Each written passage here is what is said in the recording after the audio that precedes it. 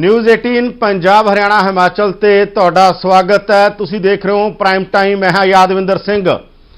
News 18 हमेशा किसानां दे मुद्दिआं नूं उठाउंदा रहिंदा है ते किसानी दे मुद्दे लगातार असीं देखिआ पिछले दौर च मंडियां दे अंदर किसान परेशान सी। सरकार दे विच असीं राबता बनन दी कोशिश कीती। सरकार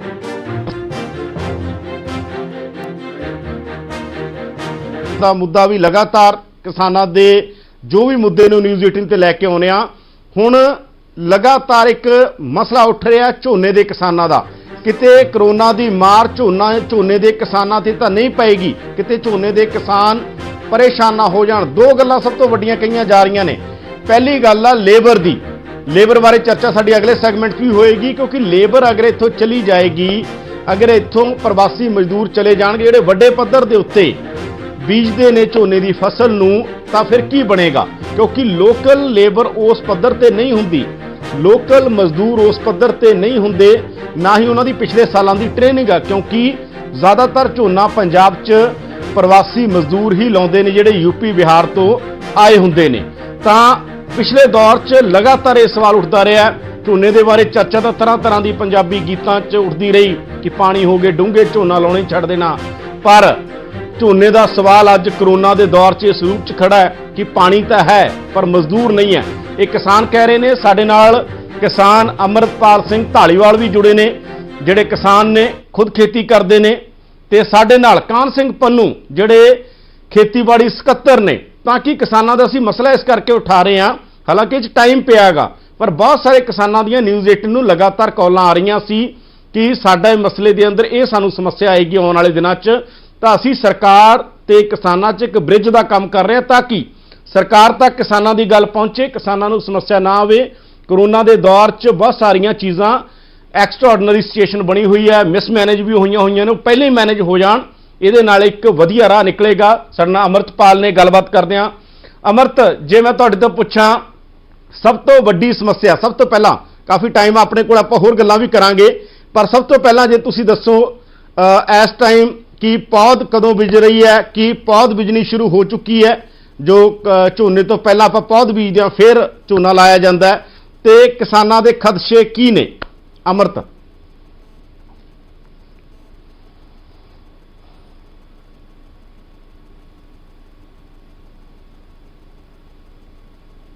पंजाब के बहुते जिले ने उत्थे पनीरी की बिजान शुरू हो जाती है अक्सर, पर इस बार की है जी प्रवासी मजदूरों के आने की संभावना बड़ी घट नजर आ रही है, क्योंकि सरकार वालों अजे तक कोई स्पष्ट भी नहीं किया गया कि मजदूरों को आने दिता जाएगा भी या नहीं। क्योंकि सर किसान दो चित्ती के विच ਹਨ, उन्होंने समझ नहीं आ रही कि वह पनीरी बीजण ਜਾਂ कोई होर तरीका अपनाउण। मैं खेतीबाड़ी जिहड़े हैगे ने अपने कमिश्नर पन्नू साहब, उन्होंने पूछना चाहना कि सरकार वालों लेबर के की इंतजाम किए जा रहे हैं। तो तुसी ओवरऑल माहौल भी दसते रहो कि पिंडां च माहौल की है। कान सिंह पन्नू तो असीं जवाब लेंदे रहांगे। पन्नू जी, जिहड़ा सब तो वड्डा सवाल है, हालांकि पौध बिजनी वैसे ऑफिशियल शुरू होनी है, पर लोगों के मन च खदशा गा। पन्नू जी, खदशा किसानां दे मन च कि लेबर पता नहीं मिलेगी या नहीं मिलेगी, पौध असीं बीजीए जो टाइम होवे उदों भी बीजीए या ना बीजीए, की कहना चाहुंदे हो पन्नू जी?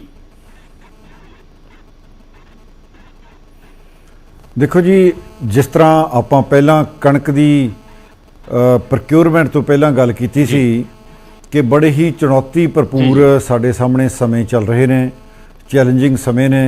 इन्हां समयां दे विच सानू नवें तरीके नाल सोच के इकट्ठे रल के एक स्ट्रैटजी बना के काम करना पएगा। मैनू इस गल की खुशी है कि किसान वीरां ने, मजदूरां ने, आड़तियां ने, सरकार के मुलाजमां ने, प्रक्योरमेंट एजेंसियां ने, सारिਆਂ ने इकट्ठे होकर काम किया, तो उसका फायदा सानू ये होया कि कणक की प्रक्योरमेंट जिहड़ी है वो अपनी वधिया तरीके नाल लगभग नेड़े पहुँच चुकी है। अज 100 लाख टन के करीब असीं परचेज कर लवांगे। आने वाले 5-7 दिनों के विच अपनी सारी परचेज लगभग मुकम्मल हो जाएगी। इस तरीके नाल उस तो अगला चैलेंज साडे सामने आ पिया सी कॉटन की बिजाई का, कपाह की बिजाई का, कि कपाह का सीड जिहड़ा सीगा, क्योंकि वो सारा तमिलनाडु तो आना हुंदा, उहदे वास्ते खाद की जिहड़ी जरूरत हुंदी है वो सारी बाहरले राज्यों तो आनी है। उहदे वास्ते जिन्नियां नदीन नाशक दवाइयां ने या कबाड़ मारन वालियां दवाइयां ने वो सारियां बाहरों आउणियां ने। ਸੋ ਉਹਦਾ ਬੜਾ ਵੱਡਾ ਚੈਲੰਜ ਸੀ। ਉਹ ਵੀ ਅਸੀਂ ਚੈਲੰਜ ਬਿਲਕੁਲ ਸਿਰੇ ਮੱਥੇ ਪ੍ਰਵਾਨ ਕਰਕੇ ਕੰਪਲੀਟ ਕੀਤਾ। ਕਿਸਾਨਾਂ ਦੀ ਮਦਦ ਦੇ ਨਾਲ ਸਾਡੇ ਕੋਲ 5 ਲੱਖ 1 ਲੱਖ ਹੈਕਟੇਅਰ ਪਿਛਲੇ ਸਾਲ ਨਾਲੋਂ ਵੱਧ, ਸੋ 5 ਲੱਖ ਹੈਕਟੇਅਰ ਆਪਾਂ ਕਾਟਨ ਬੀਜਣ ਜਾ ਰਹੇ ਹਾਂ, ਜਿਹੜੀ ਕਿ ਬਹੁਤ ਤਰੀਕੇ ਨਾਲ ਬਿਜਾਈ ਬਹੁਤ ਵਧੀਆ ਤਰੀਕੇ ਨਾਲ ਚੱਲ ਰਹੀ ਹੈ। 1 ਲੱਖ ਹੈਕਟੇਅਰ ਦੇ ਕਰੀਬ ਬਿਜਾਈ ਆਲਰੇਡੀ ਕੰਪਲੀਟ ਵੀ ਹੋ ਚੁੱਕੀ ਹੈ। ਇਹਦੇ ਨਾਲ ਹੀ ਹੁਣ ਤੀਜਾ ਚੈਲੰਜ ਜਿਹੜਾ ਸਾਡੇ ਸਾਹਮਣੇ ਆਉਣਾ ਹੈ, ਜਿਹੜਾ ਕਿ ਜੂਨ ਦੇ ਮਹੀਨੇ ਤੋਂ ਚੱਲਣਾ ਹੈ, ਉਹ ਹੈ ਝੋਨਾ ਲਾਉਣ ਦਾ ਚੈਲੰਜ। ਕਿਉਂਕਿ ਝੋਨਾ ਲਗਭਗ 70 ਤੋਂ 72 ਲੱਖ ਏਕੜ ਦੇ ਵਿੱਚ ਪੰਜਾਬ 'ਚ ਲਾਇਆ ਜਾਣਾ ਹੈ, ਅਤੇ ਇਹ ਕੋਈ ਮਹੀਨਾ ਸਵਾ ਮਹੀਨਾ ਪੀਰੀਅਡ ਦੇ ਵਿੱਚ ਲਗਾਤਾਰ ਲੱਗਦਾ ਹੈ। ਸੋ ਅਸੀਂ ਸਾਰੇ ਰਲ ਕੇ ਇਸ ਚੈਲੰਜ ਨੂੰ ਵੀ ਉਸੇ ਤਰੀਕੇ ਨਾਲ ਇਸ ਕੋਵਿਡ ਦੇ ਮਾਹੌਲ 'ਚ, ਜਿੱਥੇ ਇਹ ਹੈ ਕਿ ਬਿਮਾਰੀ ਨਾ ਫੈਲ ਜਾਵੇ, ਇਹਨੂੰ ਬਿਲਕੁਲ ਕੰਪਲੀਟ ਕਰਾਂਗੇ। ਸਾਰੀ ਦੀ ਸਾਰੀ ਸਟ੍ਰੈਟਜੀ ਬਣਾਈ ਜਾ ਰਹੀ ਹੈ, ਕਾਫੀ ਬਣ ਵੀ ਗਈ ਹੈ। ਕਿਸਾਨਾਂ ਨਾਲ ਵੀ ਲਗਾਤਾਰ ਗੱਲਾਂ ਬਾਤਾਂ ਹੋ ਰਹੀਆਂ ਨੇ, ਅਤੇ ਮਹਿਕਮਾ ਵੀ ਪੂਰੇ ਜ਼ੋਰ ਨਾਲ ਲੱਗਿਆ ਹੋਇਆ ਜੀ। ਤਾਂ ਜਿਹੜਾ ਲੇਬਰ ਵਾਲਾ, ਜੇ ਮੈਂ ਤੁਹਾਡੇ ਤੋਂ ਪੁੱਛਾਂ, ਜਿਹੜਾ ਉਹਨਾਂ ਨੇ ਕਿਹਾ ਸਪੈਸੀਫਿਕ ਥੋੜਾ ਜਿਹਾ ਅਗਰ ਕਰ ਦੂੰ ਕਿ ਲੇਬਰ ਨੂੰ ਲੈ ਕੇ, ਦੇਖੋ ਹੁਣ ਇੱਕ ਪੂਰਾ ਖੋਲ ਦਿੱਤਾ ਗਿਆ ਇੰਡੀਆ ਦੇ ਅੰਦਰ ਕਿ ਲੇਬਰ ਜਾ ਸਕਦੀ ਹੈ, ਲੇਬਰ ਰਜਿਸਟਰਡ ਵੀ ਹੋ ਰਹੀ ਹੈ, ਲੇਬਰ ਜਾਣਾ ਚਾਹੁੰਦੀ ਹੈ ਇੱਥੋਂ, ਉਹਦੇ ਤੇ ਬੜੀ ਪੋਲਿਟਿਕਸ ਵੀ ਹੋ ਰਹੀ ਹੈ, ਬਿਆਨਬਾਜ਼ੀ ਹੋ ਰਹੀ ਹੈ। ਤੁਹਾਨੂੰ ਕੀ ਲੱਗਦਾਗਾ ਕਿ ਉਹਦਾ ਫਿਰ ਰਾਹ ਕੀ ਹੋਏਗਾ ਪੰਨੂ ਜੀ? ਕਿਉਂਕਿ ਲੇਬਰ ਜਿਹੜੀ ਸਾਡੀ ਲੋਕਲ ਲੇਬਰ ਆ ਉਹ ਉਨੀ ਹੈਲਪ ਨਹੀਂ ਕਰ ਸਕਦੀ ਝੋਨੇ ਵਾਲੇ ਮਾਮਲੇ 'ਚ ਘੱਟੋ ਘੱਟ, ਤਾਂ ਉਹਦਾ ਇੰਤਜ਼ਾਮ ਕੀ ਕਰੋਗੇ ਫਿਰ? ਦੇਖੋ, ਮੈਂ ਦੱਸਣਾ ਚਾਹਾਂਗਾ ਕਿ ਅਸੀਂ ਪਿਛਲੇ ਸਾਲ ਸਾਡੇ ਕੋਲ 29 ਲੱਖ ਹੈਕਟੇਅਰ ਦੇ ਵਿੱਚ ਝੋਨਾ ਲੱਗਿਆ ਸੀ। ਐਤਕੀ ਸਰਕਾਰ ਦੀ ਮਨਸ਼ਾ ਹੈ ਕਿ ਇਸ ਚੋਂ ਲਗਭਗ 3 ਲੱਖ ਹੈਕਟੇਅਰ ਆਪਾਂ ਹੋਰ ਘਟਾ ਲਈਏ, 26 ਲੱਖ ਰਹਿ ਜਾਏਗਾ। ਉਸ ਤੋਂ ਬਾਅਦ ਇਹ ਵੀ ਹੈ ਕਿ ਇੱਕ ਸਿੱਧੀ ਬਿਜਾਈ ਵਾਲੀ ਟੈਕਨੋਲੋਜੀ ਜਿਹੜੀ ਹੈ, ਉਹਦੀ ਰਿਕਮੈਂਡੇਸ਼ਨ ਖੇਤੀਬਾੜੀ ਯੂਨੀਵਰਸਿਟੀ ਨੇ ਐਤਕੀ ਦੇ ਦਿੱਤੀ ਹੈ। ਲੋਕਾਂ ਦੇ ਵਿੱਚ ਉਸ ਚੀਜ਼ ਦਾ ਬਹੁਤ ਉਤਸ਼ਾਹ ਹੈ, ਕਿਉਂਕਿ ਪਿਛਲੇ ਸਾਲ ਲਗਭਗ 1 ਲੱਖ ਹੈਕਟੇਅਰ ਦੇ ਕਰੀਬ ਲੋਕਾਂ ਨੇ ਸਿੱਧੀ ਬਿਜਾਈ ਕੀਤੀ ਸੀ, ਜਿਹਦੇ ਤਜਰਬੇ ਬਹੁਤ ਵਧੀਆ ਆਏ ਸੀ। ਉਹਦੇ 'ਚ ਨਾ ਕੱਦੂ ਕਰਨ ਦੀ ਲੋੜ ਪੈਂਦੀ ਹੈ, ਨਾ ਉਹਦੀ ਜਿਹੜੀ ਹੈਗੀ ਹੈ ਟਰਾਂਸਪਲਾਂਟਿੰਗ ਕਰਨੀ ਹੈ, ਪਨੀਰੀ ਲਾਉਣ ਦੀ ਲੋੜ ਪੈਂਦੀ ਹੈ, ਉਹ ਕਣਕ ਵਾਂਗੂ ਸਿੱਧੀ ਬੀਜੀ ਜਾਂਦੀ ਹੈ। ਸੋ ਸਾਡਾ ਟੀਚਾ ਐਤਕੀ ਇਹ ਹੈ ਕਿ ਅਸੀਂ 5 ਲੱਖ ਹੈਕਟੇਅਰ ਦੇ ਵਿੱਚ ਜਿਹੜਾ ਹੈ ਇਹ ਸਿੱਧੀ ਬਿਜਾਈ ਕਰਵਾਈਏ, ਜਿਹਦੇ ਵਾਸਤੇ ਮਸ਼ੀਨਾਂ ਵੀ ਤਿਆਰ ਕੀਤੀਆਂ ਜਾ ਰਹੀਆਂ ਨੇ, ਜਿਹਦੇ ਵਾਸਤੇ ਕੱਲ੍ਹ ਖੇਤੀਬਾੜੀ ਯੂਨੀਵਰਸਿਟੀ ਨੇ ਆਪਣਾ ਇੱਕ ਕਿਤਾਬਚਾ ਬਣਾ ਕੇ ਵੀ ਵੰਡ ਦਿੱਤਾ। ਸਾਡੇ ਅਫਸਰ ਸਾਹਿਬਾਨ ਕਿਸਾਨਾਂ ਨੂੰ ਗਾਈਡ ਕਰਨਗੇ ਕਿ ਕਿਸ ਤਰੀਕੇ ਨਾਲ ਅਸੀਂ ਸਿੱਧੀ ਬਿਜਾਈ ਕਰਨੀ ਹੈ। ਉਹਦੇ ਵਾਸਤੇ ਜੋ ਚੀਜ਼ਾਂ ਨੇ, ਜ਼ਰੂਰਤਾਂ ਨੇ, ਖਾਦ ਦੀਆਂ, ਦਵਾਈਆਂ ਦੀਆਂ, ਉਹ ਅਸੀਂ ਉਹਦਾ ਪੂਰਾ ਇੰਤਜ਼ਾਮ ਕਰ ਰਹੇ ਹਾਂ। ਉਸ ਤੋਂ ਬਾਅਦ ਤੀਜਾ ਆਉਂਦਾ ਹੈ ਕਿ ਸਾਰਾ ਇੱਕਦਮ ਸ਼ਿਫਟ ਨਹੀਂ ਹੋ ਸਕਦਾ। ਇਹ ਪੁਰਾਣੇ ਤਰੀਕੇ ਨਾਲ ਲੋਕਾਂ ਨੇ ਬਿਜਾਈ ਕਰਨੀ ਹੈ, ਉਹਦੇ ਵਾਸਤੇ ਲੇਬਰ ਦੀ ਜ਼ਰੂਰਤ ਹੈ। ਇਹ ਗੱਲ ਬੜੀ ਸਪਸ਼ਟ ਹੈ ਕਿ ਕਰੋਨਾ ਦੇ ਇਸ ਮਾਹੌਲ ਦੇ ਵਿੱਚ ਲੇਬਰ ਦੀ ਸਮੱਸਿਆ, ਜਿਸ ਤਰ੍ਹਾਂ ਆਪਾਂ ਪਹਿਲਾਂ ਕਣਕ 'ਚ ਸੋਚਦੇ ਸੀ, ਉਸੇ ਤਰੀਕੇ ਨਾਲ ਝੋਨੇ ਦੇ ਵਿੱਚ ਵੀ ਸਾਡੀ ਸੋਚ ਹੈ ਵੀ ਸ਼ਾਇਦ ਆਵੇ। ਪਰ ਉਹਦੇ ਵਾਸਤੇ ਜਿਸ ਤਰੀਕੇ ਨਾਲ ਲੋਕਲ ਲੇਬਰ ਨੇ ਕਣਕਾਂ ਦਾ ਕੰਮ ਖੇਤਾਂ ਉੱਥੇ ਮੰਡੀਆਂ ਜਾ ਕੇ ਕੀਤਾ ਹੈ, ਤਾਂ ਸਾਡੀ ਬਹੁਤ ਵੱਡੀ ਲੇਬਰ ਪੰਜਾਬ ਦੇ ਵਿੱਚ, ਲੋਕਲ ਲੇਬਰ ਜਿਹੜੀ ਪਿੰਡਾਂ ਦੇ ਵਿੱਚ ਰਹਿੰਦੀ ਹੈ, ਉਹ ਵੀ ਅਵੇਲੇਬਲ ਹੈ, ਉਹ ਵੀ ਕੰਮ ਕਰੇਗੀ। ਕਿਉਂਕਿ ਥੋੜ੍ਹੇ ਜਿਹੇ ਸ਼ਾਇਦ ਐਤਕੀ ਰੇਟ ਵੀ ਵੱਧ ਜਾਣ, ਅਤੇ ਇਸ ਕਰਕੇ ਉਹ ਕੰਮ ਕਰਨਗੇ। ਦੂਜਾ, ਬਹੁਤ ਕਿਸਮ ਦੀ ਲੇਬਰ ਇਸ ਤਰ੍ਹਾਂ ਦੀ ਸ਼ਹਿਰਾਂ 'ਚ ਬੈਠੀ ਹੈ ਜਿਹੜੀ ਆਪਣੇ ਛੋਟੇ ਕੰਮਾਂ ਧੰਦਿਆਂ 'ਚ ਲੱਗੀ ਹੋਈ ਸੀ, ਅਤੇ ਉਹ ਐਤਕੀ ਕਿਉਂਕਿ ਬੰਦ ਹੋਣ ਕਰਕੇ ਨਹੀਂ ਚੱਲ ਰਹੇ ਜਾਂ ਘੱਟ ਚੱਲਣਗੇ, ਤਾਂ ਉਹ ਲੇਬਰ ਵੀ ਇਧਰਲੇ ਪਾਸੇ ਆਏਗੀ। ਤੀਜੀ ਵੱਡੀ ਗੱਲ ਇਹ ਹੈ ਕਿ ਜਦੋਂ ਆਪਾਂ ਲੇਬਰ ਜਾਣ ਦੀ ਗੱਲ ਕਰਦੇ ਹਾਂ, ਤਾਂ ਇੱਕ ਬੜਾ ਵੱਡਾ ਤਬਕਾ ਲੇਬਰ ਦਾ ਹੈ ਜਿਹੜੇ ਨੇ ਉਹ ਬਿਹਾਰ ਤੋਂ ਜਾਂ ਯੂਪੀ ਤੋਂ ਪੰਜਾਬ 'ਚ ਆਉਣ ਵਾਸਤੇ ਵੀ ਅਪਲਾਈ ਕਰ ਰਹੇ ਨੇ। ਜਦੋਂ ਜਿਹੜੇ ਜਾਣ ਵਾਸਤੇ ਅਪਲਾਈ ਕਰ ਰਹੇ ਨੇ, ਤਾਂ ਉਨੀ ਤਾਂ ਨਹੀਂ ਆਏਗੀ, ਪਰ ਲੇਬਰ ਉਧਰ ਪਾਸਿਓਂ ਆਏਗੀ। ਤਾਂ ਮੈਨੂੰ ਆਸ ਹੈ ਕਿ ਇਹਨਾਂ ਸਾਰਿਆਂ ਤਰੀਕਿਆਂ ਨੂੰ ਵਰਤਦੇ ਹੋਏ ਅਸੀਂ ਝੋਨੇ ਦਾ ਜਿਹੜਾ 72 ਲੱਖ ਏਕੜ ਦੇ ਵਿੱਚ, ਜਾਂ ਕਹਿ ਲਈਏ ਕਿ 26 ਲੱਖ ਹੈਕਟੇਅਰ ਦੇ ਵਿੱਚ ਲਾਉਣਾ ਹੈ, ਉਹ ਸਾਰੇ ਦਾ ਸਾਰਾ ਝੋਨਾ ਜਿਹੜਾ ਐਤਕੀ ਬਿਲਕੁਲ ਸਹੀ ਟਾਈਮ ਦੇ ਉੱਤੇ ਲਾ ਲਿਆ ਜਾਏਗਾ। ਜਿਸ ਤਰ੍ਹਾਂ ਕਾਟਨ ਲਾ ਰਹੇ ਹਾਂ, ਜਿਸ ਤਰ੍ਹਾਂ ਕਣਕ ਚੱਕੀ ਹੈ, ਜਿਸ ਤਰ੍ਹਾਂ ਮੱਕੀ ਬੀਜਣੀ ਹੈ ਜੀ। ਅਮਰਤ ਧਾਲੀਵਾਲ ਸਾਡੇ ਨਾਲ ਨੇ, ਜਿਹੜੇ ਖੁਦ ਖੇਤੀ ਕਰਦੇ ਨੇ ਬੜੇ ਲੰਮੇ ਸਮੇਂ ਦੇ। ਅਮਰਤ, ਤੁਹਾਨੂੰ ਕੀ ਲੱਗਦਾ, ਜਿਹੜਾ ਕਿਹਾ ਜਾ ਰਿਹਾ ਕਿ ਲੋਕਲ ਲੇਬਰ ਦੇ ਨਾਲ, ਲੋਕਲ ਲੇਬਰ ਕਿੰਨਾ ਕੁ ਮਸਲਾ ਹੱਲ ਕਰਦੇ? ਇੱਕ ਟੀਵੀ ਦੀ ਆਵਾਜ਼ ਬੰਦ ਕਰ ਦਿਓ, ਅਗਰ ਤੁਹਾਡੇ ਸਾਹਮਣੇ ਟੀਵੀ ਚੱਲ ਰਿਹਾ ਉਹਦੀ ਆਵਾਜ਼ ਬੰਦ ਕਰ ਦਿਓ। ਜਿਹੜੇ ਲੋਕਲ ਲੇਬਰ ਦਾ ਮਸਲਾ ਗਾ, ਲੋਕਲ ਲੇਬਰ ਤੁਹਾਨੂੰ ਲੱਗਦਾ ਮਸਲਾ ਹੱਲ ਕਰ ਦੇ ਜੀ? ਹਲੇ ਪੰਨੂ ਜੀ ਕਹਿ ਰਹੇ ਨੇ ਕਿ ਜਿਹੜੀ ਬਾਕੀ ਲੇਬਰ ਹੋਏਗੀ ਉਹ ਵੀ ਸੰਭਾਲੇਗੀ, ਪਰ ਤੁਹਾਨੂੰ ਲੱਗਦਾ ਸਫੀਸ਼ੀਐਂਟ ਗੱਲ ਆ ਜੋ ਪੰਨੂ ਜੀ ਕਹਿ ਰਹੇ ਨੇ, ਜਾਂ ਤੁਹਾਨੂੰ ਲੱਗਦਾ ਪ੍ਰੈਕਟੀਕਲ ਨਹੀਂ ਆ? ਦੇਖੋ ਜਾਨਿੰਦਰ ਜੀ, ਗੱਲ ਇਹ ਹੈ ਕਿ ਜਿਹੜੀ ਇਹ ਗੱਲ ਪੰਨੂ ਸਾਹਿਬ ਕਹਿ ਰਹੇ ਨੇ, ਇਹ ਗੱਲਾਂ ਕਹਿਣੀਆਂ ਬੜੀਆਂ ਸੌਖੀਆਂ ਨੇ, ਪਰ ਜਦੋਂ ਅਸੀਂ ਗਰਾਊਂਡ ਰਿਪੋਰਟਾਂ ਦੇਖਦੇ ਹਾਂ, ਜ਼ਮੀਨੀ ਹਕੀਕਤਾਂ ਦੇਖਦੇ ਹਾਂ, ਤਾਂ ਇਹ ਮਤਲਬ ਬੜੇ ਸਾਡੇ ਲਈ ਸੰਕਟ ਦੀ ਘੜੀ ਹੈ। ਜਿਹੜੇ ਕਿਸਾਨ ਝੋਨਾ ਲਾਉਣ ਲਈ ਇਸ ਵੇਲੇ ਦੁਚਿੱਤੀ ਦੇ ਵਿੱਚ ਬੈਠੇ ਨੇ, क्योंकि सर जो मेरा अपना तजर्बा है मैं देखिएगा, क्योंकि जी लोकल लेबर है वो तकरीबन किसी भी पिंड ਦੇ ਵਿੱਚ कह लो 20% ਝੋਨਾ ਲਾਉਣ ਦੀ ਉਹਦੀ ਸਮਰੱਥਾ ਹੁੰਦੀ ਹੈਗੀ।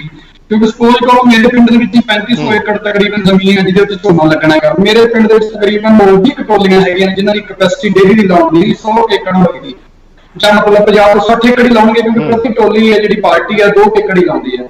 ਫਿਰ ਇਸ ਹਿਸਾਬ ਨਾਲ ਤਾਂ ਸਰ 2 ਤੋਂ 2.5 ਮਹੀਨੇ ਝੋਨਾ ਲਾਉਣ ਲੱਗ ਜਾਣਗੇ ਸਾਨੂੰ। ਕਿਉਂਕਿ ਇੱਕ ਗੱਲ ਇਹ ਵੀ ਹੈ ਸਰ, ਜਦੋਂ ਕੋਈ ਲੇਬਰ ਲਗਾਤਾਰ ਝੋਨਾ ਲਾਉਂਦੀ ਹੈ ਤਕਰੀਬਨ ਉਹ 10 ਦਿਨ 15 ਦਿਨ ਹੀ ਵਧੀਆ ਸਫੀਸ਼ੀਐਂਟ ਲਾ ਸਕਦੀ ਹੈ, ਨਹੀਂ ਤਾਂ ਉਹਦੇ ਲੰਬਾ ਸਮਾਂ ਲਾਉਣ ਨਾਲ ਉਹਦੇ ਹੱਥ ਪੈਰ ਪਾਣੀ ਨਾਲ ਅਕਸਰ ਖਰਾਬ ਹੋ ਜਾਂਦੇ ਨੇ। ਕਿਉਂਕਿ 20-15 ਦਿਨਾਂ ਤੋਂ ਜ਼ਿਆਦਾ ਝੋਨਾ ਜਿਹੜੇ ਲੋਕਲ ਲੇਬਰ ਹੈ ਜਾਂ ਬਿਹਾਰੀ ਲੇਬਰ ਕੋਈ ਵੀ ਨਹੀਂ ਲਾ ਸਕਦਾ। ਜੀ ਤਾਂ ਤੁਹਾਡੀ ਆਵਾਜ਼ ਸਾਡੇ ਕੋਲੇ ਨਹੀਂ ਪਹੁੰਚ ਰਹੀ। ਅਮਰ ਤੁਹਾਡੀ ਆਵਾਜ਼ ਸਾਡੇ ਕੋਲ ਨਹੀਂ ਆ ਰਹੀ। ਪੰਨੂ ਜੀ ਇਹ ਜਿਹੜਾ ਲੋਕਲ ਲੇਬਰ ਵਾਲਾ ਜਿਹੜਾ ਕਿਹਾ ਜਾ ਰਿਹਾ, ਤੁਹਾਨੂੰ ਕੀ ਲੱਗਦਾ ਜੇ ਮੈਨੇਜ ਨਾ ਹੁੰਦਾ ਹੋਇਆ, ਜਿਹੜਾ ਇਹ ਕਿਹਾ ਜਾ ਰਿਹਾ ਕਿ ਜੇ ਮੈਨੇਜ ਨਾ ਹੁੰਦਾ ਹੋਇਆ, ਪੰਨੂ ਜੀ ਤੁਸੀਂ ਸੁਣ ਲਿਆ ਹੋਊਗਾ ਅਮਰਤ ਕੀ ਕਹਿ ਰਹੇ ਨੇ, ਤਾਂ ਫਿਰ ਕੋਈ ਪ੍ਰਬੰਧ ਆਪਾਂ ਅਲਟਰਨੇਟਿਵ ਪ੍ਰਬੰਧ ਕਰਨ ਦਾ ਕੋਈ ਸੋਚ ਰਹੇ ਆ ਪੰਨੂ ਜੀ? ਕੋਈ ਸਪੈਸ਼ਲ ਟ੍ਰੇਨਾਂ ਜੇ ਮੰਨ ਲਓ ਆਪਾਂ ਨੂੰ ਲੱਗਦਾ ਹੋਇਆ ਕਿ ਲੇਬਰ ਨਹੀਂ ਆ, ਲੇਬਰ ਦੀ ਘਾਟ ਹੈ ਪੰਨੂ ਜੀ? ਨਹੀਂ, ਦੇਖੋ ਜਿਸ ਤਰ੍ਹਾਂ ਮੈਂ ਦੱਸਿਆ ਹੈ ਕਿ ਜਿਹੜੀਆਂ ਸਾਡੀਆਂ ਸਟ੍ਰੈਟਜੀਜ਼ ਨੇ ਲੇਬਰ ਦੀ ਘਾਟ ਨੂੰ ਪੂਰਾ ਕਰਨ ਦੀਆਂ ਉਹ ਸਾਰੀਆਂ ਕਾਇਮ ਨੇ। ਪਹਿਲਾਂ ਸਾਡੇ ਕੋਲ ਇਹ ਤਰੀਕਾ ਨਹੀਂ ਸੀ ਕਿ ਅਸੀਂ ਸਿੱਧੀ ਬਿਜਾਈ ਵੀ ਕਰ ਸਕਦੇ ਹਾਂ, ਹੁਣ ਉਹ ਸਾਡੇ ਕੋਲ ਸਫੀਸ਼ੀਐਂਟ ਤਰੀਕਾ ਆ ਗਿਆ। ਸਾਡੇ ਕੋਲ ਪੰਜਾਬ ਦੇ ਵਿੱਚ ਲਗਭਗ 3 ਲੱਖ ਦੇ ਕਰੀਬ ਕਣਕ ਬੀਜਣ ਵਾਲੀਆਂ ਮਸ਼ੀਨਾਂ ਨੇ, ਜਿਨ੍ਹਾਂ ਦੇ ਵਿੱਚ ਅਸੀਂ ਉਹਦੀ ਛੋਟੀ ਜਿਹੀ ਅਮੈਂਡਮੈਂਟ ਕਰਕੇ, ਪੁਲੀਆਂ ਦੀ ਅਮੈਂਡਮੈਂਟ ਕਰਕੇ ਉਹ ਤਰੀਕਾ ਵੀ ਦੱਸ ਦਿੱਤਾ ਹੈਗਾ ਖੇਤੀਬਾੜੀ ਯੂਨੀਵਰਸਿਟੀ ਨੇ ਤੇ ਖੇਤੀਬਾੜੀ ਵਿਭਾਗ ਨੇ। ਅਸੀਂ ਅਗਲੇ 5-4 ਦਿਨਾਂ 'ਚ ਲੋਕਾਂ ਤੱਕ ਉਹ ਗੱਲ ਲੈ ਕੇ ਜਾਵਾਂਗੇ ਕਿ ਸਿਰਫ 1000 ਰੁਪਏ ਦੀਆਂ ਪੁਲੀਆਂ ਚੇਂਜ ਕਰਕੇ ਆਪਾਂ ਉਹਨਾਂ ਜਿਹੜੀਆਂ ਕਣਕ ਬੀਜਣ ਵਾਲੀਆਂ ਮਸ਼ੀਨਾਂ ਨੇ, ਚਾਹੇ ਉਹ ਹੈਪੀ ਸੀਡਰ ਨੇ, ਚਾਹੇ ਉਹ ਜ਼ੀਰੋ ਟਿਲ ਡਰਿਲ ਨੇ, ਚਾਹੇ ਨਾਰਮਲ ਡਰਿਲ ਨੇ, ਚਾਹੇ ਸੁਪਰ ਸੀਡਰ ਨੇ, ਉਹਨਾਂ ਨੂੰ ਅਸੀਂ ਝੋਨਾ ਬੀਜਣ ਦੇ ਕੰਮ ਲਾ ਸਕਦੇ ਹਾਂ। ਪਰ ਸਾਰੇ ਦਾ ਸਾਰਾ ਝੋਨਾ ਡਾਇਰੈਕਟ ਸੀਡਿੰਗ ਨਾਲ ਨਹੀਂ ਬੀਜਿਆ ਜਾ ਸਕਦਾ। ਤੋ ਇਸ ਕਰਕੇ ਲੇਬਰ ਜਿੰਨੀ ਕੁ ਸਾਨੂੰ ਚਾਹੀਦੀ ਹੋਏਗੀ ਉਹ ਸਾਡੇ ਕੋਲ ਸਫੀਸ਼ੀਐਂਟ ਹੋਏਗੀ, ਕਿਉਂਕਿ ਝੋਨਾ ਲਾਉਣ ਦਾ ਨਾਰਮਲ ਸਮਾਂ ਜਿਹੜਾ ਹੈਗਾ ਉਹ 20 ਜੂਨ ਤੋਂ ਸ਼ੁਰੂ ਹੋ ਕੇ ਸਾਡਾ ਜੁਲਾਈ ਦੇ ਐਂਡ ਤੱਕ ਜਾਂਦਾ ਹੈ। ਸਾਡੇ ਕੋਲ 40 ਦਿਨਾਂ ਦਾ ਜਿਹੜਾ ਸਮਾਂ ਇਸ ਕੰਮ ਵਾਸਤੇ ਹੈ। ਸੋ ਇਹਨੂੰ ਜਦੋਂ ਸਮਾਂ ਚੱਲੇਗਾ ਤਾਂ ਜਿਉਂ-ਜਿਉਂ ਸਮੱਸਿਆਵਾਂ ਆਉਣਗੀਆਂ ਉਹਨਾਂ ਸਮੱਸਿਆ ਦਾ ਸਮਾਧਾਨ ਵੀ ਕਰਾਂਗੇ। ਮੈਨੂੰ ਇਹ ਵੀ ਆਸ ਹੈ ਕਿ ਉਨੀ ਦੇਰ ਤੱਕ ਇਹ ਜਿਹੜਾ ਲੋਕਡਾਊਨ ਦਾ ਸਿਲਸਿਲਾ ਹੈ, ਜਿਸ ਤਰੀਕੇ ਨਾਲ ਹੌਲੀ-ਹੌਲੀ ਖੁੱਲ੍ਹਣਾ ਸ਼ੁਰੂ ਹੋਇਆ ਹੈ, ਇਹ ਵੀ ਈਜ਼ ਆਊਟ ਹੋ ਜਾਏਗਾ। ਟ੍ਰੇਨਸ ਵੀ ਚੱਲਣੀਆਂ ਸ਼ੁਰੂ ਹੋ ਜਾਣਗੀਆਂ ਤੇ ਸਾਡੇ ਕੋਲ ਸਫੀਸ਼ੀਐਂਟ ਲੇਬਰ ਉਨੀ ਤਾਂ ਭਾਵੇਂ ਨਾ ਆਵੇ ਜਿੰਨੀ ਪਹਿਲਾਂ ਆਉਂਦੀ ਸੀ, 10-12 ਲੱਖ ਲੋਕ ਆਉਂਦੇ ਸੀ, ਪਰ ਮੈਨੂੰ ਆਸ ਹੈ ਕਿ ਸਫੀਸ਼ੀਐਂਟ ਲੇਬਰ ਸਾਡੇ ਕੋਲ ਬਾਹਰੋਂ ਵੀ ਆ ਜਾਏਗੀ, ਸਾਡੀ ਆਪਣੀ ਲੇਬਰ ਵੀ ਕੰਮ ਕਰੇਗੀ, ਸਾਡੀ ਨਵੀਂ ਟੈਕਨੋਲੋਜੀ ਵੀ ਕੰਮ ਕਰੇਗੀ। ਤੋ ਝੋਨਾ ਲਾਉਣ ਵਾਲਾ ਜਿਹੜਾ ਕੰਮ ਹੈ ਉਹ ਬਿਲਕੁਲ ਜਿਸ ਤਰ੍ਹਾਂ ਅਸੀਂ ਕਿਹਾ ਸੀ ਕਿ ਦਾਣਾ-ਦਾਣਾ ਕਣਕ ਦਾ ਚੁੱਕਿਆ ਜਾਏਗਾ ਬਿਨਾਂ ਕਰੋਨਾ ਦੇ ਫੈਲੇ, ਇਸੇ ਤਰੀਕੇ ਨਾਲ ਇੱਕ ਦਾਣਾ-ਦਾਣਾ ਝੋਨੇ ਦਾ ਬੀਜਿਆ ਜਾਏਗਾ ਬਿਨਾਂ ਕਿਸੇ ਪ੍ਰੋਬਲਮ ਤੋਂ, ਤੇ ਉਸ ਪੀਰੀਅਡ ਦੇ ਵਿੱਚ ਜਿਹੜਾ ਪੀਰੀਅਡ ਫਿਕਸਡ ਹੈ ਉਸ ਪੀਰੀਅਡ ਦੇ ਵਿੱਚ ਡੈਫੀਨਿਟਲੀ ਇਹਨੂੰ ਕੰਪਲੀਟ ਕੀਤਾ ਜਾਏਗਾ। ਅਮਰਤ, ਜਿਹੜੀ ਇਹ ਗੱਲ ਕਹੀ ਜਾ ਰਹੀ ਹੈ ਪੰਨੂ ਜੀ ਵੱਲੋਂ, ਬਾਕੀ ਮਸ਼ੀਨਾਂ ਦਾ ਵੀ ਉਹਨਾਂ ਨੇ ਹਵਾਲਾ ਦਿੱਤਾ। ਪਹਿਲਾਂ ਤਾਂ ਇਹ ਦੱਸੋ ਜਿਹੜੀ ਇਹ ਡਰਿਲ ਮਸ਼ੀਨ ਹੈ ਜਿਹੜੀ ਇਹ ਕਹੀ ਜਾ ਰਹੀ ਹੈ, ਜਿਹੜੀ ਝੋਨਾ ਬੀਜਦੀ ਹੈ, ਜੀ ਡਾਇਰੈਕਟ ਝੋਨੇ ਦੀ ਬਿਜਾਈ ਹੁੰਦੀ ਹੈ, ਇਹ ਕਿਸਾਨ ਕਿੰਨਾ ਕੁ ਇਹਦੀ ਵਰਤੋਂ ਕਰਦੇ ਨੇ ਔਰ ਇਹ ਮਿਲ ਰਹੀਆਂ ਨੇ, ਸੌਖੇ ਤਰੀਕੇ ਨਾਲ ਮਿਲ ਰਹੀਆਂ ਨੇ? ਔਰ ਜਿਹੜਾ ਬਾਕੀ ਦਾ ਫਾਰਮੂਲਾ ਦੱਸ ਰਹੇ ਨੇ ਕਿ ਤੁਸੀਂ ਜ਼ੀਰੋ ਟਿਲ ਨੂੰ, ਹੈਪੀ ਸੀਡਰ ਜਿਹੜੀਆਂ ਮਸ਼ੀਨਾਂ ਨੇ ਉਹਨਾਂ ਦੀ ਵੀ ਵਰਤੋਂ ਕਰ ਸਕਦੇ ਹੋ, ਤੁਹਾਨੂੰ ਲੱਗਦਾ ਗਾ ਕਿ ਇਹ ਪ੍ਰੈਕਟੀਕਲ ਗੱਲ ਆ? ਕਿਉਂਕਿ ਤੁਸੀਂ ਖੁਦ ਖੇਤ 'ਚ ਹੁੰਦੇ ਹੋ ਤਾਂ ਤੁਹਾਨੂੰ ਲੱਗਦਾ ਇਹ ਮਸ਼ੀਨਾਂ ਵਰਤੋਂ 'ਚ ਆ ਸਕਦੀਆਂ ਨੇ ਜਾਂ ਮਿਲ ਰਹੀਆਂ ਨੇ ਮਸ਼ੀਨਾਂ? ਯਾਦਵਿੰਦਰ ਜੀ, ਗੱਲ ਇਹ ਹੈਗੀ ਜਿਹੜੀਆਂ ਪੰਨੂ ਸਾਹਿਬ ਕਹਿ ਰਹੇ ਨੇ DSR ਜਿਹੜੀਆਂ ਮਸ਼ੀਨਾਂ ਨੇ ਉਹਨਾਂ ਦੀ ਤਕਰੀਬਨ ਮੈਂ 20 ਦਿਨਾਂ ਤੋਂ ਟੱਚ ਆ ਇਸ ਲਾਈਨ ਦੇ ਵਿੱਚ, ਕੋਈ ਕਿਸਾਨਾਂ ਤੋਂ ਸਾਈ ਫੜਨ ਨੂੰ ਤਿਆਰ ਨਹੀਂ, ਕੋਈ ਵੀ ਫਰਮ। ਦੂਜੀ ਗੱਲ ਇਹ ਜਿਹੜੀਆਂ ਇਹਨਾਂ ਵੱਲੋਂ ਫਰਮਾਂ ਰਿਕਮੈਂਡੇਸ਼ਨ ਕੀਤੀਆਂ ਨੇ ਸਰਕਾਰ ਵੱਲੋਂ, ਉਹ ਤਕਰੀਬਨ ਪੰਜਾਬ ਦੇ ਵਿੱਚ 5-7 ਫਰਮਾਂ ਜਿਹੜੀਆਂ ਸਬਸਿਡੀ ਦੇ ਘੇਰੇ ਵਿੱਚ ਆਉਂਦੀਆਂ ਨੇ, ਉਹ ਤਾਂ ਸਾਈ ਵੀ ਨਹੀਂ ਫੜ ਰਹੀਆਂ ਮਤਲਬ। ਤੇ ਜਿਹੜੇ ਆਮ ਵਰਕਸ਼ਾਪਾਂ ਨੇ ਉਹਨਾਂ ਦੇ ਇਹ DSR ਮਸ਼ੀਨਾਂ ਬਣਾਉਣ ਦੇ ਮਤਲਬ ਦਾ ਸਤਰੋਗ ਨਹੀਂ ਹੈਗਾ। ਤੇ ਦੂਸਰੀ ਗੱਲ ਜਿਹੜੀ ਪੰਨੂ ਸਾਹਿਬ ਕਹਿ ਰਹੇ ਨੇ ਕਿ ਪੰਜਾਬ ਦੇ ਜਿਹੜੇ ਕਿਸਾਨ ਆ ਜ਼ੀਰੋ ਡਰਿਲ ਹੈਗੀ, ਸੁਪਰ ਸੀਡਰ ਹੈ, ਉਹਦੇ ਵਿੱਚ ਸੁਧਾਰ ਕਰਕੇ ਉਹਨੂੰ ਮਤਲਬ ਬਜਾਉਣ ਦੇ ਲਈ ਲੈ ਆਇਆ ਜਾਏਗਾ। ਪਰ ਮੈਂ ਤੁਹਾਨੂੰ ਯਾਦਵਿੰਦਰ ਜੀ ਦੱਸਣਾ ਚਾਹੁੰਦਾ ਕਿ ਉਹਦੇ ਲਈ ਵੀ 20 ਤੋਂ 30 ਹਜ਼ਾਰ ਰੁਪਇਆ ਲੱਗ ਰਿਹਾ ਹੈ, ਪਰ ਉਹਦੇ ਲਈ ਵੀ ਕੋਈ ਵਰਕਸ਼ਾਪ ਵਾਲਾ ਹਾਂ ਨਹੀਂ ਕਹਿ ਰਿਹਾ।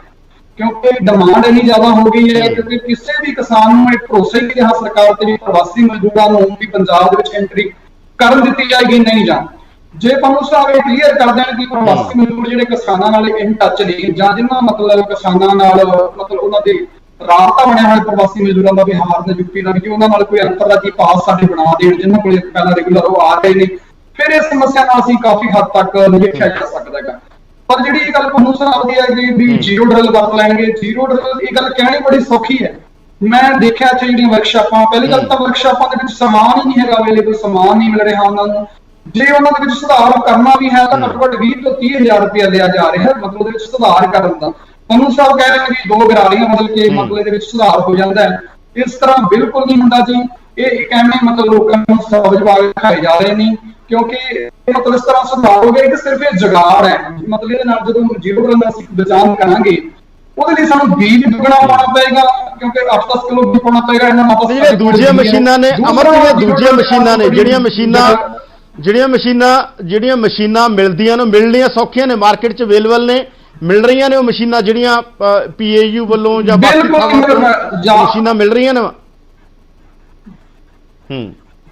ਨਹੀਂ ਯਾਦਵਿੰਦਰ ਜੀ, ਬਿਲਕੁਲ ਨਹੀਂ ਮਿਲ ਰਹੀਆਂ। ਪਿਛਲੇ 15 ਦਿਨਾਂ ਤੋਂ ਕੋਈ ਵੀ ਸਾਈ ਨਹੀਂ ਫੜ ਰਿਹਾ ਕਿਸਾਨਾਂ ਦੀ ਵੀ ਕੋਈ ਨਵੀਂ ਉਹਨਾਂ ਨੂੰ ਬਣਾ ਕੇ ਦੇ ਦੇਣ, ਪ੍ਰੋਵਾਈਡ ਕਰਵਾ ਦੇਣ।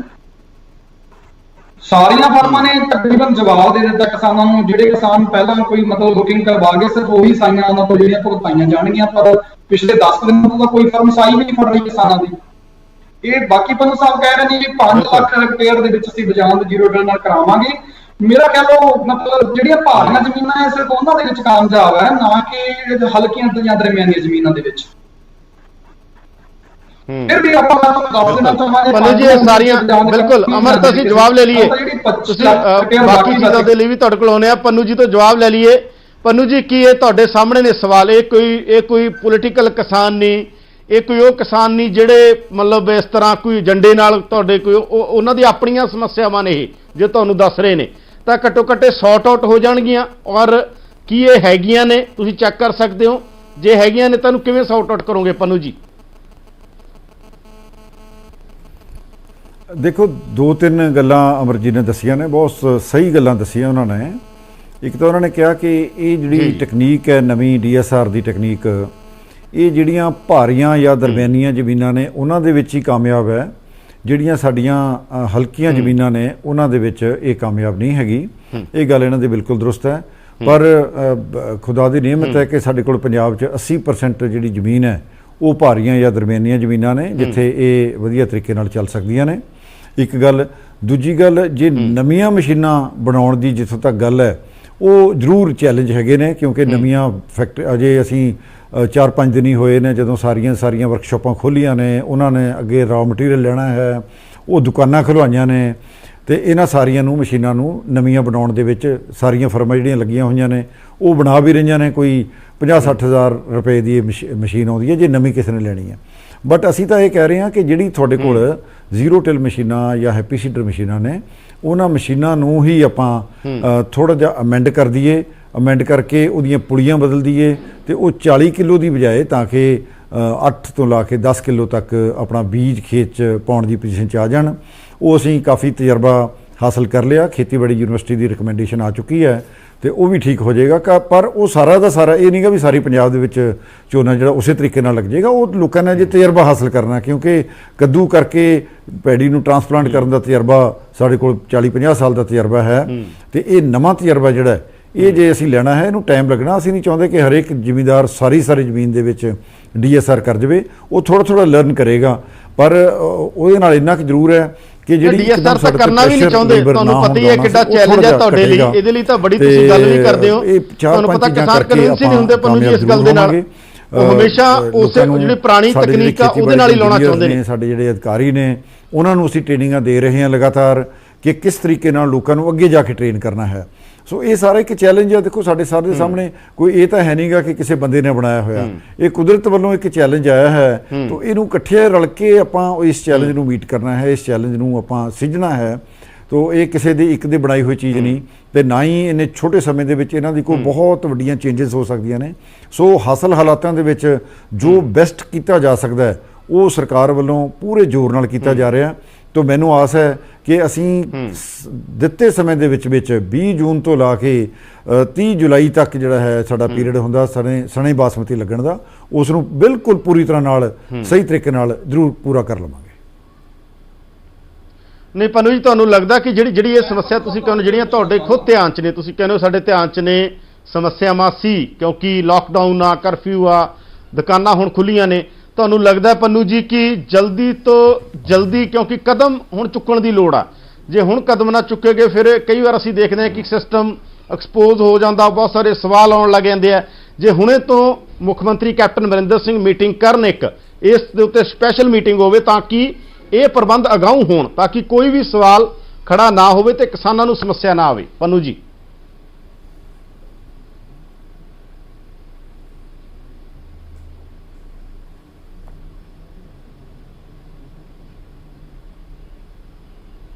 ਪੰਨੂ ਜੀ ਤੱਕ ਸ਼ਾਇਦ ਸਾਡੀ ਆਵਾਜ਼ ਨਹੀਂ ਪਹੁੰਚ ਰਹੀ। ਅਮਰਤ, ਮੈਂ ਤੁਹਾਡੇ ਤੋਂ ਇੱਕ ਸਵਾਲ ਲੈਣਾ ਚਾਹੁੰਦਾਗਾ, ਸਾਡੇ ਅਸੀਂ ਡਿਬੇਟ ਦੇ ਆਖਰੀ ਹਿੱਸੇ 'ਚ ਹੀ ਹਾਂ ਬਸ। ਅਮਰ, ਤੁਹਾਨੂੰ ਲੱਗਦਾ ਹੈਗਾ ਕਿ ਜਿਹੜੀ ਗੱਲ ਪੰਨੂ ਜੀ ਕਹਿ ਰਹੇ ਨੇ, ਤੁਹਾਨੂੰ ਲੱਗਦਾ ਸਹੀ ਟਾਈਮ ਦੇ ਉੱਤੇ ਜਿਸ ਗਰਾਊਂਡ ਰਿਐਲਿਟੀ ਕੀ ਹੈ ਕਿ ਗਰਾਊਂਡ ਦੇ ਉੱਤੇ ਵਾਕਈ ਲੱਗਦਾ ਕਿ ਚੀਜ਼ਾਂ ਮੈਨੇਜ ਹੋ ਜਾਣਗੀਆਂ, ਜਾਂ ਤੁਹਾਨੂੰ ਲੱਗਦਾ ਨਹੀਂ ਹੋਣੀਆਂ ਚੀਜ਼ਾਂ ਮੈਨੇਜ, ਇਹਦੇ ਲਈ ਬਹੁਤ ਜਲਦੀ ਵੱਡੇ ਕਦਮ ਚੁੱਕਣ ਦੀ ਲੋੜ ਹੈ? ਜਿਵੇਂ ਅਸੀਂ ਕਹਿ ਰਹੇ ਹਾਂ ਕਿ ਕੈਪਟਨ ਅਮਰਿੰਦਰ ਸਿੰਘ ਮੀਟਿੰਗ ਬੁਲਾਉਣ ਦੀ ਤੇ ਜਲਦੀ ਤੋਂ ਜਲਦੀ, ਤਾਂ ਕਿ ਝੋਨੇ ਦੇ ਮਸਲੇ 'ਚ ਕੋਈ ਸਮੱਸਿਆ ਕਿਸਾਨਾਂ ਨੂੰ ਨਾ ਆਵੇ, ਚਾਹੇ ਉਹ ਲੇਬਰ ਦਾ ਮਸਲਾ ਚਾਹੇ ਮਸ਼ੀਨਾਂ ਦਾ ਮਸਲਾ। ਅਮਰਤ ਯਾਦਵਿੰਦਰ ਜੀ, ਮੈਂ ਦੱਸੋ ਵੀ ਪੰਨੂ ਸਾਹਿਬ ਕਹਿ ਰਹੇ ਨੇ ਵੀ 20 ਜੂਨ ਤੋਂ ਜਿਹੜਾ ਝੋਨੇ ਦਾ ਸੀਜ਼ਨ ਸਟਾਰਟ ਹੋਏਗਾ, ਕਿ ਮਤਲਬ ਗੱਲ ਇਹ ਹੈ ਕਿ ਜਿਹੜੀ ਪਨੀਰੀ ਦੀ ਬਜ਼ਾਰ ਦਾ ਅਸੀਂ ਤਕਰੀਬਨ 10-12 ਮਈ ਤੱਕ ਕਰਦੇ ਹਾਂ। ਜ਼ਿਆਦਾਤਰ ਜਿਹੜੇ ਪੰਜਾਬ ਦੇ ਅੱਧੇ ਤੋਂ ਵੱਧ ਜ਼ਿਲ੍ਹੇ ਨੇ ਉਹ ਪੂਸ਼ਾ ਵੈਰਾਈਟੀ ਲਾਉਂਦੇ ਨੇ, ਪਰ ਪੰਨੂ ਸਾਹਿਬ ਨੇ ਪਿਛਲੇ ਦਿਨ ਇੱਕ ਖਬਰ ਲਈ ਸੀ, ਇਹਨਾਂ ਦਾ ਵਰਸ਼ਨ ਵੀ ਸੀਗਾ, ਇਹਨਾਂ ਨੇ ਪੂਸ਼ਾ ਕਿਸਾਨਾਂ ਨੂੰ ਵੀ ਖਰੀਦੀ ਨਹੀਂ ਜਾਏਗੀ, ਇਸ ਤਰ੍ਹਾਂ ਦਾ ਭੰਗਲ ਕਿਸਾਨਾਂ ਦੇ ਵਿੱਚ ਖੜਾ ਹੋਇਆ ਸੀਗਾ। ਉਹ ਵੀ ਮਤਲਬ ਕਿਸਾਨਾਂ ਮਤਲਬ ਨਾ ਕੋਈ ਸਰਕਾਰ ਵੱਲੋਂ, ਕੇਂਦਰ ਵੱਲੋਂ ਜਾਂ ਪੰਜਾਬ ਵੱਲੋਂ ਕੋਈ ਨੋਟੀਫਿਕੇਸ਼ਨ ਵੀ ਨਹੀਂ ਹੋਇਆ, ਤੇ ਉਹਦੇ ਕਰਕੇ ਕਿਸਾਨਾਂ ਨੇ ਦੇਖੋ ਜਿਹੜੀ ਪਨੀਰੀ ਕਹਿੰਦੇ ਲਾਉਣ ਨੂੰ, ਉਹ ਪਨੀਰੀ ਦਾ ਕੋਈ ਇਲਾਜ ਨਹੀਂ ਹੈ ਕਿਸਾਨ। ਇਹਦਾ ਮਤਲਬ ਇਹ ਹੋਇਆ ਵੀ ਜਿਹੜੀ ਪੀਐਚਡੀ ਦੀ ਰਿਕਮੈਂਡੇਸ਼ਨ ਵਾਲੇ ਬੀਜ ਹੈ ਉਹ 20 ਮਈ ਤੋਂ ਲੱਗਣਗੇ, ਉਹਨਾਂ ਦਾ ਝਾੜ ਜਿਹੜਾ 10 ਤੋਂ 15,000 ਰੁਪਇਆ ਮਤਲਬ ਲਾਸ ਹੁੰਦਾ ਕਿਸਾਨ ਨੂੰ। ਜੇ ਹੁਣ ਮਤਲਬ ਕਿਸਾਨਾਂ ਨੂੰ 10 ਤੋਂ 15,000 ਰੁਪਏ ਦਾ ਨੁਕਸਾਨ ਹੋਏਗਾ ਤਾਂ ਕਿਸਾਨ ਕਿਵੇਂ ਬਰਦਾਸ਼ਤ ਕਰਨਗੇ? ਜੇ ਹੁਣ ਅੱਜ ਅਸੀਂ ਬਿਲਕੁਲ ਅਮਰ ਸਵਾ ਲੱਖ ਲੈ ਲਿਆ ਕਰੋ, ਮੈਂ ਪੰਨੂ ਜੀ ਤੋਂ ਲਾਸਟ ਕਮੈਂਟ ਲੈ ਲਾਂਗਾ, ਤੁਸੀਂ ਡਿਬੇਟ ਇਸ ਪੋਰਸ਼ਨ ਦਾ ਅੰਤ ਕਰਨ ਲੱਗਿਆਂਗੇ। ਪੰਨੂ ਜੀ, ਤੁਸੀਂ ਸੁਣ ਲਿਆ, ਅਮਰਤ ਨੂੰ ਵੀ ਸੁਣਿਆ, ਜਿਹੜੀ ਮੈਂ ਸ਼ਾਇਦ ਤੁਹਾਡੇ ਕੋਲ ਸਵਾਲ ਨਹੀਂ ਆਇਆ ਸੀ, ਤੁਹਾਨੂੰ ਲੱਗਦਾ ਨਹੀਂ ਕਿ ਕੈਪਟਨ ਅਮਰਿੰਦਰ ਸਿੰਘ, ਤੁਹਾਡੇ ਪੰਨੂ ਜੀ ਸਾਡੇ ਨਾਲ ਤਕਨੀਕੀ ਸਮੱਸਿਆ ਆ ਰਹੀ ਹੈ ਕਿ ਪੰਨੂ ਜੀ ਸਾਡੇ ਨਾਲ ਨਹੀਂ ਹੈ, ਤਾਂ ਅਸੀਂ ਚਰਚਾ ਇਸ ਗੱਲ ਦੇ ਉੱਤੇ ਕਰ ਰਹੇ ਸੀ ਔਰ ਉਹਨਾਂ ਤੱਕ ਆਵਾਜ਼ ਅਸੀਂ ਵੈਸੇ ਵੀ ਪਹੁੰਚਦੀ ਕਰਾਂਗੇ ਤਾਂ ਕਿ ਕਿਸਾਨੀ ਦਾ ਮਸਲਾ, ਲੇਬਰ ਦੀ ਸਮੱਸਿਆ ਆ ਰਹੀ ਹੈ, ਝੋਨੇ 'ਚ ਕੋਈ ਸਮੱਸਿਆ ਨਾ ਆਵੇ, ਇਹਦੇ ਲਈ ਸਰਕਾਰ ਨੂੰ ਜਲਦੀ ਪਹਿਲਾਂ ਪ੍ਰਬੰਧ ਕਰਨੇ ਚਾਹੀਦੇ ਆ, ਕਿਉਂਕਿ ਕਿਸਾਨ ਦੇਸ਼ ਦਾ ਅੰਨਦਾਤਾ ਔਰ ਇਸ ਟਾਈਮ ਦੁਨੀਆ ਭਰ 'ਚ ਸਭ ਤੋਂ ਵੱਧ ਲੋੜ ਫੂਡ ਦੀ ਹੈ, ਅੰਨ ਦੀ ਹੈ। ਤਾਂ ਅੰਨ ਦੇ ਲਈ ਅਗਰ ਸਾਡਾ ਕਿਸਾਨ ਅੰਨ ਸੁਰੱਖਿਆ ਦਿੰਦਾ ਤਾਂ ਘੱਟੋ ਘੱਟ ਸਰਕਾਰਾਂ ਨੂੰ ਕਿਸਾਨ ਦੀ ਮਦਦ ਕਰਨ ਦੀ ਲੋੜ ਆ ਤੇ ਕਿਸਾਨ ਨਾਲ ਖੜੇ ਹੋਣ ਦੀ ਲੋੜ ਆ। ਬ੍ਰੇਕ ਲਈ ਰੁਕਦੇ ਹਾਂ।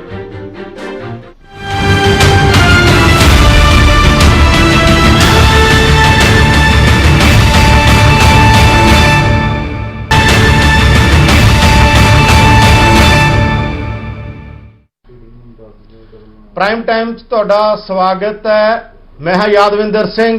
ਚਰਚਾ ਅਸੀਂ ਕਰਾਂਗੇ ਅੱਜ ਉਹਨਾਂ ਤੇ ਜਿਹੜੇ ਸੂਈ ਤੋਂ ਲੈ ਕੇ ਜਹਾਜ਼ ਤੱਕ ਬਣਾਉਂਦੇ ਨੇ, ਪਰ ਉਹਨਾਂ ਦੇ ਨਾਂ ਤੇ ਸਿਆਸਤ ਕਿਉਂ ਹੁੰਦੀ ਹੈ?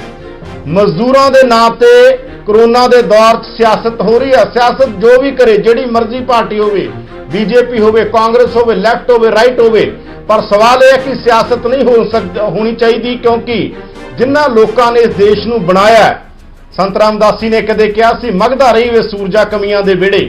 ਉਹ ਮਜ਼ਦੂਰ ਜਿਹੜੇ ਹਮੇਸ਼ਾ ਮਿਹਨਤ ਕਰਕੇ ਖਾਂਦੇ ਨੇ, ਦੇਸ਼ ਦੇ ਲਈ ਸਭ ਤੋਂ ਵੱਡਾ ਕੰਟਰੀਬਿਊਸ਼ਨ ਉਹਨਾਂ ਦਾ ਹੁੰਦਾ ਹੈ। ਸੂਈ ਤੋਂ ਲੈ ਕੇ ਜਹਾਜ਼ ਤੱਕ ਮਜ਼ਦੂਰ ਬਣਾਉਂਦੇ ਨੇ, ਪਰ ਇਸ ਦੌਰ 'ਚ ਘਰ ਵਾਪਸੀ ਦੀ ਹੋੜ ਲੱਗੀ ਹੋਈ ਹੈ ਵੱਖ-ਵੱਖ ਥਾਵਾਂ ਤੋਂ। ਤਾਂ ਕਿਉਂਕਿ ਕਰੋਨਾ ਦਾ ਦੌਰ ਹੈ, ਸਮਝਣ ਦੀ ਲੋੜ ਆ ਸਿਆਸਤਦਾਨਾਂ ਨੂੰ। ਸਿਆਸਤ ਨਾ ਕਰੋ, ਸਿਆਸਤ ਨਹੀਂ ਕਰਨੀ ਚਾਹੀਦੀ ਕਿਸੇ ਵੀ ਪਾਰਟੀ ਨੂੰ, ਸਿਰਫ ਮਜ਼ਦੂਰਾਂ ਦਾ ਖਿਆਲ ਰੱਖਣਾ ਚਾਹੀਦਾ, ਉਹਨਾਂ ਦੇ ਰੁਜ਼ਗਾਰ ਦਾ ਖਿਆਲ। ਜਿਸ ਦੌਰ 'ਚ ਕਰਫਿਊ ਤੇ ਲਾਕਡਾਊਨ ਖੁੱਲ ਰਹੇ ਨੇ, ਉਸ ਦੌਰ ਸਿਆਸਤ ਇਹ ਹੋ ਰਹੀ ਹੈ ਕਿ ਕੌਣ ਕਿੱਥੇ ਜਾਵੇ, ਕਿਵੇਂ ਜਾਵੇ, ਰੇਲ ਦਾ ਕਿਰਾਇਆ ਅਸੀਂ ਦੇ ਦਾਂਗੇ, ਦੂਜਾ ਕਹਿੰਦਾ ਅਸੀਂ ਨਹੀਂ। ਮਤਲਬ ਇਸ ਤਰ੍ਹਾਂ ਦੀ ਸਿਆਸਤ ਕਿਉਂ ਹੋ ਰਹੀ ਹੈ? ਕੋਈ ਵੀ ਪਾਰਟੀ ਹੋਵੇ ਬਿਯੋਂਡ ਪਾਰਟੀ ਲਾਈਨਸ ਇਸ ਮਸਲੇ ਦੇ ਉੱਤੇ ਇੱਕ ਸਾਂਝੀ ਸਹਿਮਤੀ ਦੀ ਲੋੜ ਆ ਕਿ ਹਾਂ ਉਹਨਾਂ ਮਜ਼ਦੂਰਾਂ ਦਾ ਜਿਹੜੇ ਇਸ ਦੇਸ਼ ਦੀ ਰੀੜ੍ਹ ਦੀ ਹੱਡੀ ਨੇ ਜੇ ਕਹੀਏ, ਕਿਉਂਕਿ ਸਾਰੇ ਦੇਸ਼ ਦੇ ਕਾਰੋਬਾਰ, ਇੰਡਸਟਰੀ, ਖੇਤੀਬਾੜੀ, ਸਰਵਿਸ ਸੈਕਟਰ ਹਰ ਥਾਂ ਦੇ ਉੱਤੇ ਉਹ ਕਿਰਤੀ ਨੇ ਜਿਹੜੇ ਇਸ ਦੇਸ਼ ਨੂੰ ਬਣਾਉਂਦੇ ਨੇ। ਇਹ ਦੇਸ਼ ਬਣਿਆ ਤਾਂ ਕਿਰਤੀਆਂ ਕਰਕੇ ਬਣਿਆ, ਪਰ ਕਿਰਤੀਆਂ ਦੇ ਨਾਂ ਤੇ ਸਿਆਸਤ ਕਿਉਂ? ਨਿਊਜ਼ 18 ਨੇ ਸਵਾਲ ਉਠਾ ਰਿਹਾ ਹੈ।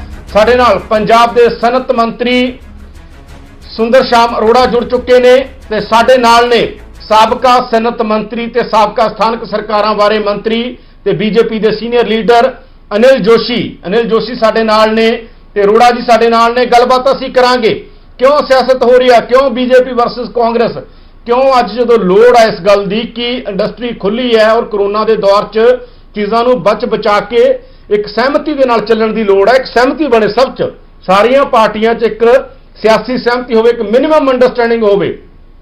ਜਿਵੇਂ ਕਾਮਨ ਮਿਨੀਮਮ ਪ੍ਰੋਗਰਾਮ ਬਣਦੇ ਨੇ ਉਸੇ ਤਰ੍ਹਾਂ ਕਾਮਨ ਮਿਨੀਮਮ ਅੰਡਰਸਟੈਂਡਿੰਗ ਇਸ ਦੌਰ ਦੀ ਲੋੜ ਆ ਕਿ ਕਾਮਨ ਮਿਨੀਮਮ ਅੰਡਰਸਟੈਂਡਿੰਗ ਹੋਵੇ। ਸਿਆਸਤ ਤੁਸੀਂ ਕਰੋ, ਸਿਆਸਤ ਨੂੰ ਬਹੁਤ ਮੁੱਦੇ ਨੇ, ਉਹਨਾਂ ਮੁੱਦਿਆਂ ਤੇ ਸਿਆਸਤ ਹੋ ਸਕਦੀ ਹੈ, ਪਰ ਘੱਟੋ ਘੱਟ ਇਹ ਨਾ ਕਰੋ ਕਿ ਜਿਸ ਤਰੀਕੇ ਦੇ ਨਾਲ ਇੱਕ ਗਰੀਬ ਮਜ਼ਦੂਰ ਵਿਚਾਰਾ ਦੇਸ਼ ਦੇ ਲਈ ਮਰਦਾ ਤੇ ਦੇਸ਼ ਲਈ ਕੰਮ ਕਰਦਾ, ਅੱਜ ਵੀ ਉਹਦੇ ਨਾਂ ਤੇ ਸਿਆਸਤ ਹੋਵੇ। ਸਭ ਤੋਂ ਪਹਿਲਾਂ ਮੈਂ ਚੱਲੂੰਗਾ ਅਨਿਲ ਜੋਸ਼ੀ ਕੋਲੇ। ਅਨਿਲ ਜੋਸ਼ੀ ਜੀ, ਬੀਜੇਪੀ ਨੇ ਪਾਲਿਸੀ ਬਣਾਈ, ਸਰਕਾਰਾਂ ਦੀ ਪਾਲਿਸੀ ਹੈ, ਰਾਜਾਂ ਨੇ ਵੀ ਬਣਾ ਲਈ ਕਿ ਮਜ਼ਦੂਰ ਜਾ ਸਕਦੇ ਨੇ। ਕਾਂਗਰਸ ਦਾ ਬਿਆਨ ਆਇਆ ਕਿ ਅਸੀਂ ਰੇਲ ਦਾ ਭਾੜਾ ਦੇ ਦਾਂਗੇ, ਅਸੀਂ ਦੇ ਦਾਂਗੇ ਇਹਨਾਂ ਦਾ ਕਿਰਾਇਆ, ਮੋਦੀ ਤਾਂ ਨਹੀਂ ਦੇ ਰਹੇ। ਤੇ ਸਿਆਸਤ ਉਸ ਤੋਂ ਬਾਅਦ ਸ਼ੁਰੂ ਹੋ ਗਈ, ਤੁਹਾਡੇ ਬਿਆਨ ਸ਼ੁਰੂ ਹੋਣ ਲੱਗੇ, ਤੁਹਾਡੀ ਪਾਰਟੀ ਦੇ, ਇਹਨਾਂ ਦੇ। ਤੁਹਾਨੂੰ ਲੱਗਦਾ ਨਹੀਂ ਮਜ਼ਦੂਰਾਂ ਦੇ ਨਾਂ ਤੇ ਸਿਆਸਤ ਨਹੀਂ ਹੋਣੀ ਚਾਹੀਦੀ? ਘੱਟੋ ਘੱਟ ਸਿਆਸਤਦਾਨ ਇੰਨਾ ਕੁ ਤਾਂ ਉਹ ਕਰਨ, ਇੰਨਾ ਕੁ ਤਾਂ ਸਬਰ ਰੱਖਣ, ਸੰਤੋਖ ਰੱਖਣ, ਸੰਜਮ ਰੱਖਣ ਇਸ ਦੌਰ 'ਚ ਕਿ ਸਿਆਸਤ ਨਾ ਹੋਵੇ ਇਸ ਦੌਰ 'ਚ ਮਜ਼ਦੂਰਾਂ ਦੇ ਨਾਂ ਤੇ। ਜੋਸ਼ੀ ਜੀ।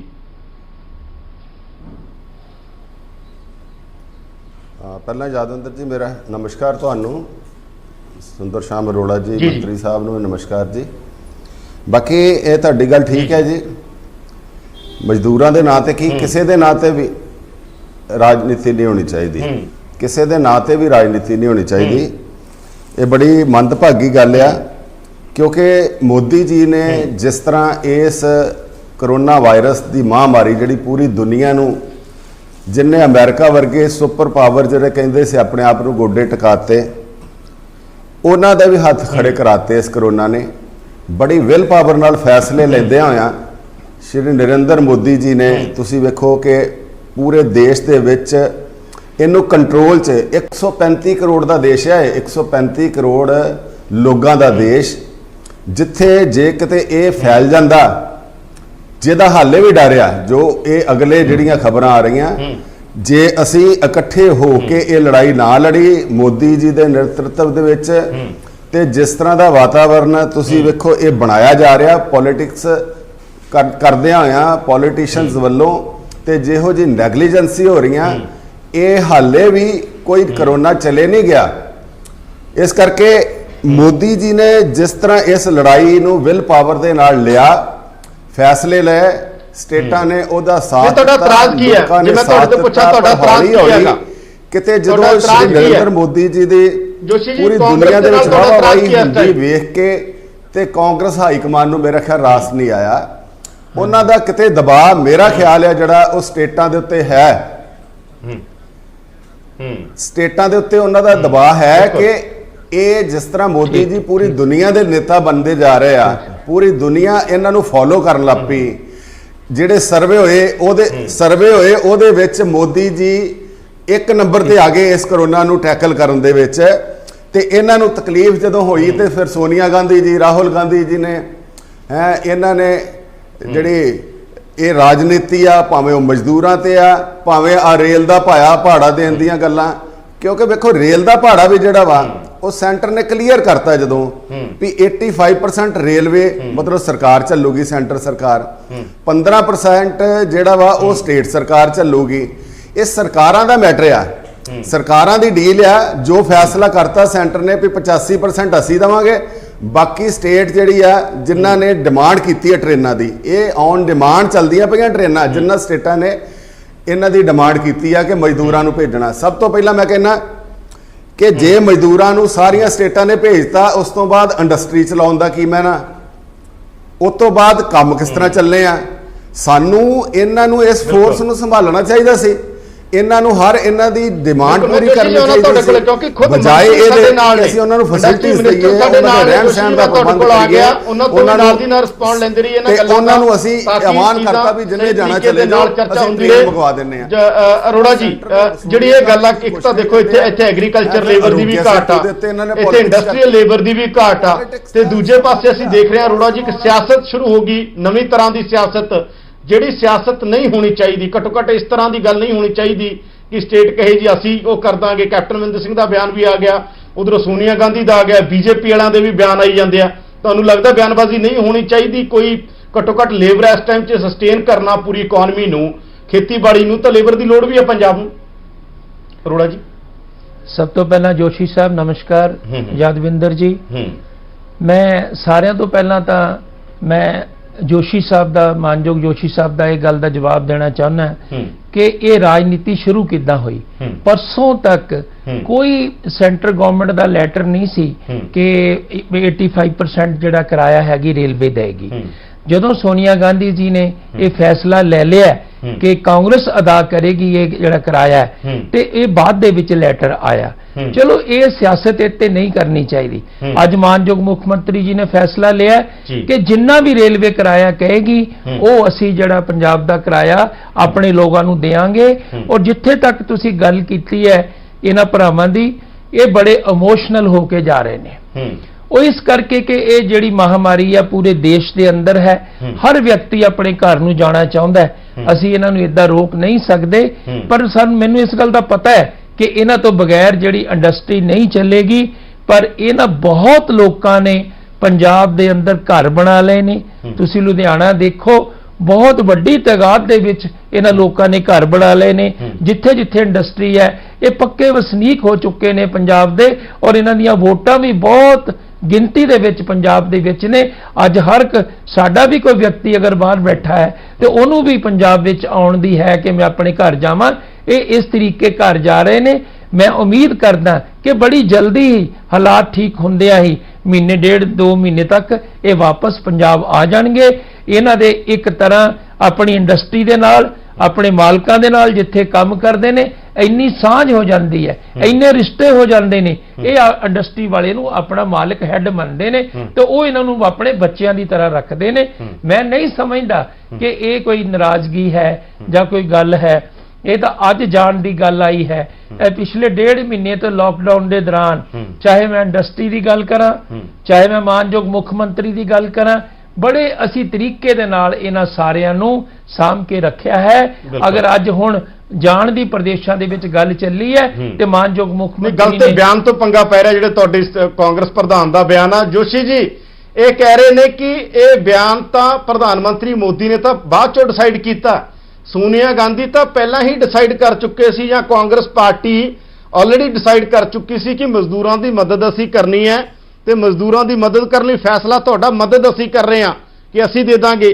ਤਾਂ ਇਹ ਗੱਲ ਕਹੀ ਜਾ ਰਹੀ ਹੈਗੀ, ਅਰੋੜਾ ਨੇ ਕਿਹਾ ਕਿ ਕਾਂਗਰਸ ਪ੍ਰਧਾਨ ਜਾਂ ਕਾਂਗਰਸ ਪਾਰਟੀ ਪਹਿਲਾਂ ਹੀ ਡਿਸਾਈਡ ਕਰ ਚੁੱਕੀ ਸੀ।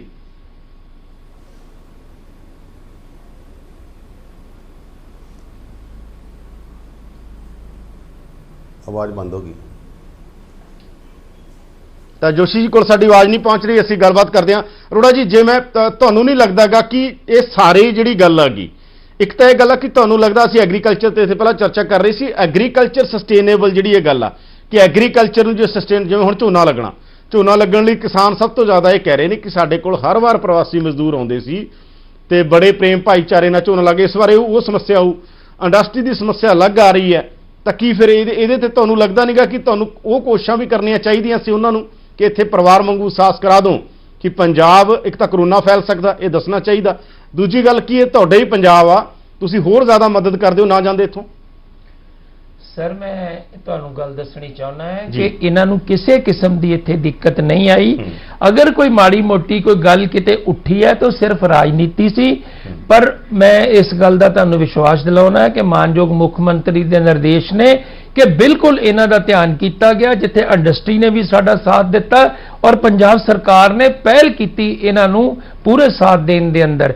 ਅਸੀਂ ਇਹਦੇ ਲਈ ਪ੍ਰਾਈਮ ਮਿਨਿਸਟਰ ਤੋਂ ਮਾਨਯੋਗ ਮੁੱਖ ਮੰਤਰੀ ਨੇ ਪੈਕੇਜ ਵੀ ਮੰਗਿਆ ਕਿ ਅਸੀਂ ਜਿਹੜੀ ਸਾਡੀ MSME ਹੈ, ਜਿਹੜੀ ਸਾਡੀ ਛੋਟੀ ਇੰਡਸਟਰੀ ਹੈ, ਉਹਨਾਂ ਲਈ ਤੁਸੀਂ ਕੁਝ ਪੈਕੇਜ ਦਿਓ, ਕਿਉਂਕਿ ਇਹਨਾਂ ਤੇ ਬੈਂਕ ਇੰਟਰਸਟ ਪੈ ਰਹੇ ਆ, ਇਹ ਕਿੱਥੋਂ ਦੇਣ ਸੈਲਰੀ। ਇਹ ਬਹੁਤ ਵੱਡੀ ਇੱਕ ਸਮੱਸਿਆ ਸੀ ਜਿਹੜੀ ਪੈਕੇਜ ਦੀ ਮੰਗ ਕੀਤੀ ਗਈ।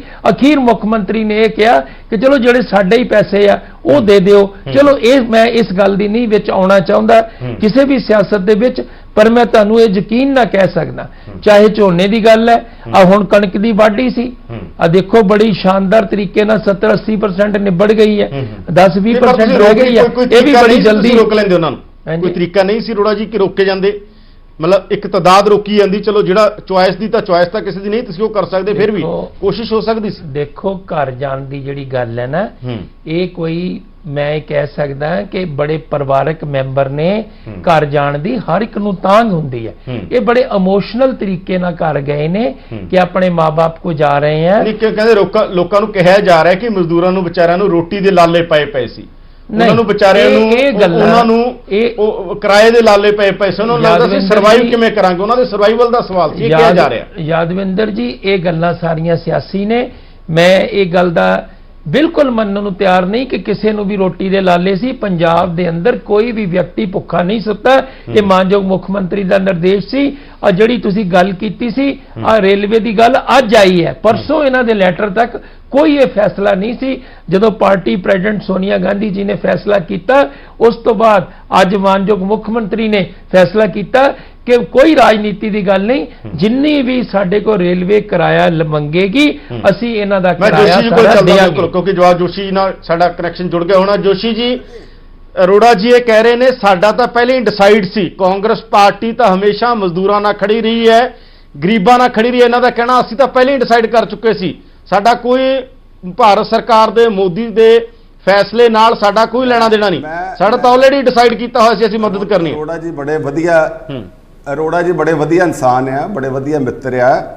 ਮੈਂ ਬੇਨਤੀ ਇਹ ਕਰਨਾ ਚਾਹੁੰਦਾ ਯਾਦਵਿੰਦਰ ਜੀ, ਇਹ ਜਿਹੜੀ ਤੱਥਾਂ ਦੇ ਉੱਤੇ ਗੱਲ ਕਰੀਏ ਆਪਾਂ, ਮੈਂ ਤੇ ਇਹ ਕਹੂੰਗਾ ਵੀ ਫੈਸਲਾ ਸੋਨੀਆ ਗਾਂਧੀ ਜੀ ਜੋ ਮਰਜ਼ੀ ਪਹਿਲਾਂ ਕਰ ਚੁੱਕੇ ਸੀ, ਖਬਰ ਤੇ ਅੱਜ ਆਈ ਤੇ ਇਸ ਤੋਂ ਨਾਲ ਦੀ ਨਾਲ ਹੀ ਕਲੀਅਰ ਕਰਤਾ ਉਹਨਾਂ ਵੀ ਸਾਡਾ ਨੋਟੀਫਿਕੇਸ਼ਨ ਦੇਖ ਲਓ, ਅਸੀਂ ਤੇ ਸਰਕਾਰ ਦੇ ਨਾਲ ਜੋ ਫੈਸਲਾ ਹੋਇਆ ਉਹ ਦੱਸਤਾ, ਜੋ ਫੈਸਲਾ ਹੋਇਆ ਉਹ ਦੱਸਤਾ ਜੀ। ਮੇਰੀ ਆਵਾਜ਼ ਆਉਂਦੀ ਜੀ? ਜੀ ਜੀ ਆ ਰਹੀ ਆ ਰਹੀ ਆ ਮੇਰੀ ਆਵਾਜ਼ ਆਉਂਦੀ ਜੀ? ਬਿਲਕੁਲ ਮੇਰੀ ਆਵਾਜ਼ ਆਉਂਦੀ ਭਾਈ ਜੀ? ਬਿਲਕੁਲ ਆ ਰਹੀ ਹੈ। ਜੋਸ਼ੀ ਜੀ ਤੁਸੀਂ ਗੱਲ ਕਰੋ ਪੂਰੀ। ਦੇਖੋ ਇਹ ਜਿਹੜਾ ਫੈਸਲਾ ਜੋ ਮਰਜ਼ੀ ਕਹੀ ਜਾਣ, ਇਹੀ ਪੋਲਿਟਿਕਸ ਆ। ਜਿਹੜੀ ਖਬਰ ਅੱਜ ਆਉਂਦੀ ਪਈ ਆ, ਅੱਜ ਟੀਵੀ ਤੇ ਆਉਂਦੀ ਪਈ ਆ, ਨਾਲ ਦੀ ਨਾਲ ਇਹਦੀ ਕਲੈਰੀਫਿਕੇਸ਼ਨ ਆ ਗਈ ਵੀ ਇਹ ਪੋਲਿਟਿਕਸ ਕਿਉਂ ਹੋ ਰਹੀ ਆ। ਦੂਜੀ ਇਹਨੂੰ ਛੱਡ ਦਈਏ ਗੱਲ, ਉਹ ਕਲੀਅਰ ਹੋ ਗਈ ਵੀ ਇਹ ਸਰਕਾਰ ਟੂ ਸਰਕਾਰ ਕੰਮ ਆ। ਸੈਂਟਰ ਸਰਕਾਰ 85% ਦੇ ਰਹੀ ਹੈ, 15% ਸਟੇਟਾਂ ਦੇਣਗੀਆਂ। ਸਟੇਟਾਂ ਚੋਂ ਵੀ ਉਹਨਾਂ ਨੇ ਕਹਿਤਾ, ਆਪਣਾ ਨਤੀਸ਼ ਕੁਮਾਰ ਜੀ ਨੇ ਬਿਹਾਰ ਵਾਲਿਆਂ ਨੇ ਕਹਿਤਾ ਵੀ ਅਸੀਂ ਜੇ ਪੰਜਾਬ ਵਾਲੇ ਜੇ ਨਾ ਸਮਝ ਲਓ, ਉਹਨਾਂ ਨੇ ਸਾਰਿਆਂ ਨੂੰ ਕਹਿਤਾ ਵੀ ਅਸੀਂ ਦੇਵਾਂਗੇ। ਜੋ ਕਈ ਸਟੇਟ ਬਿਹਾਰ ਦੇ ਲੋਕ ਜਾਣਗੇ, ਉਹ ਸਟੇਟ ਨਹੀਂ ਦਊਗੀ ਤੇ ਉਹ 15% ਵੀ ਬਿਹਾਰ ਨੇ ਕਹਿਤਾ ਅਸੀਂ ਦੇ ਦਾਂਗੇ। ਇਸ ਗੱਲ ਦੀ ਪੋਲਿਟਿਕਸ ਨੂੰ ਛੱਡ ਦਈਏ। ਮੈਂ ਨਾ ਵੀ ਸੋਨੀਆ ਗਾਂਧੀ ਜੀ ਨੇ ਇਹ ਕਿਉਂ ਨਹੀਂ ਫੈਸਲਾ ਕੀਤਾ ਕਿ ਪੰਜਾਬ ਦੇ ਵਿੱਚ ਜਿਹੜਾ ਗਰੀਬਾਂ ਨੂੰ ਰਾਸ਼ਨ ਮਿਲਣਾ ਚਾਹੀਦਾ ਸੀ, ਉਹਦੇ ਤੇ ਇਹ ਆਪਣੀਆਂ ਫੋਟੋਆਂ ਲਾਉਂਦੇ ਰਹੇ, ਪੰਜੇ ਦੇ ਨਿਸ਼ਾਨ ਲਾਉਂਦੇ ਰਹੇ ਇਹਨਾਂ ਦੇ ਐਮਐਲਏ। ਕੈਪਟਨ ਸਾਹਿਬ ਦੀ ਫੋਟੋ ਲੱਗਦੀ ਰਹੀ।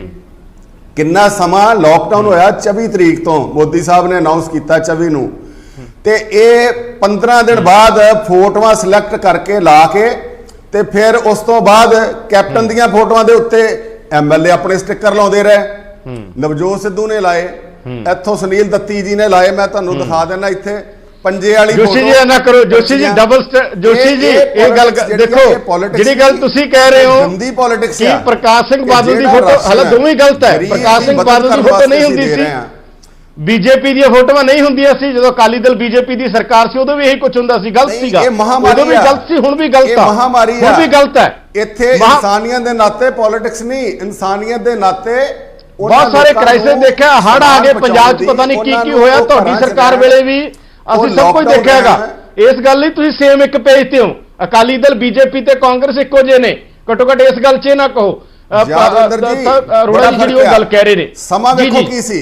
ਜੀ ਅੱਜ ਜੀ ਮਹਾਮਾਰੀ ਯੁੱਧ ਦਾ ਸਮਾਂ ਜੀ ਯੁੱਧ ਦੇ ਵਿੱਚ ਤੇ ਐਨਜੀਓ ਅਸੀਂ ਪੁੱਛਣਾ ਚਾਹੁੰਦਾ ਮੇਰੇ ਐਨਜੀਓ ਕੰਮ ਕਰਦੀਆਂ ਪਈਆਂ। ਮੈਂ ਉਹਨਾਂ ਅਰੋੜਾ ਜੀ ਅੱਛਾ, ਜੀ ਇਹ ਫਿਰ ਇਹ ਲੋਕਡਾਊਨ ਤੋਂ ਬੜੇ 15 ਦਿਨ ਬਾਅਦ ਪਿਆਰੇ ਅਰੋੜਾ ਜੀ ਮੈਂ ਆ ਗਿਆ ਉਸ ਵੇਲੇ ਮਿਨਿਸਟਰ ਸੀ। ਮੈਂ ਇਹਨਾਂ ਨੂੰ ਇਹ ਗੱਲ ਪੁੱਛਣਾ ਚਾਹੁੰਦਾ ਕਿ ਕੀ ਉਦੋਂ ਮਾਨਯੋਗ ਸਾਡੇ ਵਰਗੇ ਪ੍ਰਕਾਸ਼ ਸਿੰਘ ਲੋਕ ਬਾਦਲ ਜੀ ਦੀ ਫੋਟੋ ਨਹੀਂ ਸੀ ਲੱਗਦੀ, ਗੁਰਦੁਆਰੇ ਕਾਰਡ ਤੇ ਨਹੀਂ ਸੀ ਲੱਗਦੀ, ਜਿਹੜੀ ਚੀਜ਼ ਮਿਲਦੀ ਸੀ ਉਹਦੇ ਤੇ ਨਹੀਂ ਸੀ ਮਿਲਦੀ। ਇਹਨਾਂ ਨੇ ਤਾਂ ਸਰਕਾਰ ਜਦੋਂ ਕੋਈ ਯੂਪੀਏ ਦੀ ਗਵਰਨਮੈਂਟ ਸੀ ਸੈਂਟਰ ਦੇ ਵਿੱਚ ਤੇ ਇਹਨਾਂ ਨੇ ਸਟੇਟ ਦੇ ਵਿੱਚ ਜਿਹੜੇ ਦਾਣੇ ਦਿੰਦੇ ਸੀ, ਉਹ ਜਿਹੜਾ ਨੀਲਾ ਕਾਰਡ ਸੀ ਦਾਣੇ ਦਿੰਦੇ ਸੀ, ਉਹੀ ਮਾਨਯੋਗ ਮੁੱਖ ਮੰਤਰੀ ਦੇ ਨਾਂ ਤੇ ਕਹਿਣੇ ਸ਼ੁਰੂ ਕੀਤੇ ਸੀ। ਇਹ ਜੋਸ਼ੀ ਸਾਹਿਬ ਤੁਸੀਂ ਉਦੋਂ ਮਿਨਿਸਟਰ ਸੀ ਪੰਜਾਬ ਦੇ ਅੰਦਰ, ਇਹ ਤੁਹਾਡੇ ਤੋਂ ਸ਼ੁਰੂਆਤ ਕੀਤੀ ਗਈ ਸੀ, ਇਹ ਸ਼ੁਰੂਆਤ ਤੁਹਾਡੇ ਤੋਂ ਹੋਈ। ਚਲੋ ਆਪਾਂ ਇਹ ਰਾਜਨੀਤੀ ਦੀ ਗੱਲ ਛੱਡੀਏ, ਅੱਜ ਮਜ਼ਦੂਰਾਂ ਦੀ ਗੱਲ ਹੈ, ਅੱਜ ਪੰਜਾਬ ਦੀ ਜੋਸ਼ੀ ਜੀ ਅਰੋੜਾ ਜੀ ਨੂੰ ਗੱਲ ਰੱਖਣ ਤੋਂ ਮੈਂ ਤੁਹਾਡੇ ਕੋਲ 1 ਮਿੰਟ ਚ ਆ ਗਿਆ, ਗੰਦੀ ਮੈਂ 1 ਮਿੰਟ ਚ ਆ ਗਿਆ ਤੁਹਾਡੇ ਕੋਲੇ। ਅਰੋੜਾ ਜੀ ਉਹਨਾਂ ਦਾ ਸਿੱਧਾ ਇਹ ਕਹਿਣਾ ਜੀ ਜੀ ਜੀ ਮੈਂ ਜੋਸ਼ੀ ਜੀ 1 ਮਿੰਟ ਚ ਆ ਗਿਆ। ਅਰੋੜਾ ਜੀ ਉਹ ਸਿੱਧਾ ਕਹਿ ਰਹੇ ਨੇ ਕਿ ਜਾਣ ਬੁੱਝ ਕੇ ਬੜੇ ਆਰਗੇਨਾਈਜ਼ ਤਰੀਕੇ ਨਾਲ ਸਾਰੀ ਪੋਲਿਟਿਕਸ ਹੋ ਰਹੀ ਹੈਗੀ, ਪੂਰਾ ਸੋਚੀ ਸਮਝੀ ਰਣਨੀਤੀ ਸੀ, ਇਹ ਜਾਣ ਬੁੱਝ ਕੇ ਕੀਤਾ ਜਾ ਰਿਹਾ ਹੈਗਾ, ਔਰ ਪੰਜਾਬ ਚੋਂ ਕਹਿੰਦੇ ਫੋਟੋਆਂ ਲਾ ਲਾ ਕੇ ਇਸ ਤਰ੍ਹਾਂ ਕੀਤਾ ਗਿਆ। ਇਸ ਵੇਲੇ ਜੀ ਜੀ ਮੈਂ ਇਸ ਵੇਲੇ ਇਹ ਗੱਲ ਕਹਿਣੀ ਚਾਹੁੰਦਾ ਕਿ ਇਸ ਵੇਲੇ ਰਾਜਨੀਤੀ ਦੀ ਲੋੜ ਨਹੀਂ, ਇਸ ਵੇਲੇ ਪੰਜਾਬ ਦੇ ਐਗਰੀਕਲਚਰ ਦੀ ਗੱਲ ਹੈ, ਇਸ ਵੇਲੇ ਪੰਜਾਬ ਦੀ ਇੰਡਸਟਰੀ ਦੀ ਗੱਲ ਹੈ, ਇਸ ਵੇਲੇ ਕਰੋਨਾ ਵਾਇਰਸ ਨਾਲ ਅਸੀਂ ਲੜ ਰਹੇ ਹਾਂ। ਇਸ ਵੇਲੇ ਉਹ ਗੱਲ ਹੈ ਕਿ ਅਸੀਂ ਕਰੋਨਾ ਵਾਇਰਸ ਨਾਲ ਕਿੱਦਾਂ, ਅਗਰ ਮੈਂ ਗੱਲ ਕਰਾਂ ਕਰੋਨਾ ਦੀ ਕਿ ਜਿਸ ਤਰ੍ਹਾਂ ਪੰਜਾਬ ਨੇ ਫਾਈਟ ਕੀਤਾ ਕਰੋਨਾ ਦੇ ਨਾਲ, ਮੈਂ ਇਹ ਕਹਿ ਸਕਦਾ ਕਿ ਪੂਰੇ ਦੇਸ਼ ਨੇ ਪੰਜਾਬ ਮਾਡਲ ਅਪਣਾਇਆ। ਸਭ ਤੋਂ ਪਹਿਲਾਂ ਆਪਾਂ ਕਰਫਿਊ ਸਟੇਟ ਜਿਹੜਾ ਸਾਡੀ ਸਟੇਟ 'ਚ ਲੱਗਾ 2 ਹਫ਼ਤਿਆਂ ਨੇ ਜਿਹੜਾ ਕਰਫਿਊ ਸਿਰ ਵਧਾਇਆ, ਉਹੀ ਮਾਡਲ ਡੀਰੇਲ ਹੋ ਰਹੀ ਹੈ। ਜੋਸ਼ੀ ਜੀ ਪੋਜੀਸ਼ਨ ਇਹ ਹੈਗੀ ਆ ਵੀ ਜੀ ਤਕਰੀਬਨ 8.5 ਲੱਖ ਲੋਕ ਪੰਜਾਬ ਦੇ ਜਿਹੜੇ ਪੰਜਾਬ 'ਚ ਕੰਮ ਕਰਦੇ ਸੀ, ਪ੍ਰਵਾਸੀ ਮਜ਼ਦੂਰ, ਇਹ ਜਾਣ ਨੂੰ ਤਿਆਰ ਆ। 4.5 ਲੱਖ ਲੋਕ ਸਿਰਫ ਲੁਧਿਆਣਿਓਂ ਜਾਣ ਨੂੰ ਤਿਆਰ ਆ, ਤੇ ਇਹ ਜਿਹੜੇ ਚਲੇ ਗਏ ਜਦੋਂ, ਹੁਣ ਤੁਸੀਂ ਇੰਡਸਟਰੀਸ ਜਿਹੜਾ ਵਾ ਵੱਡੇ ਜਿਹੜੇ ਘਰਾਣੇ ਉਹਨਾਂ ਨੂੰ ਛੱਡ ਦਈਏ, MSME ਜਿਹੜੀ ਆ ਉਹ ਆ ਪੰਜਾਬ ਦੇ ਵਿੱਚ ਜ਼ਿਆਦਾ ਇੰਡਸਟਰੀ ਦੇ ਛੋਟੀ ਇੰਡਸਟਰੀ ਆ। ਇਸ ਕਰਕੇ ਜਿਹੜੇ ਲੋਕ 1.5 ਮਹੀਨਾ ਇੰਡਸਟਰੀਸ ਸੰਭਾਲਦੇ ਰਹੇ, ਉਹਨਾਂ ਮਜ਼ਦੂਰਾਂ ਨੂੰ ਰਾਸ਼ਨ ਵੀ ਦਿੱਤਾ, 1.5 ਮਹੀਨੇ ਦੀ ਤਨਖਾਹ ਵੀ ਦੇਤੀ।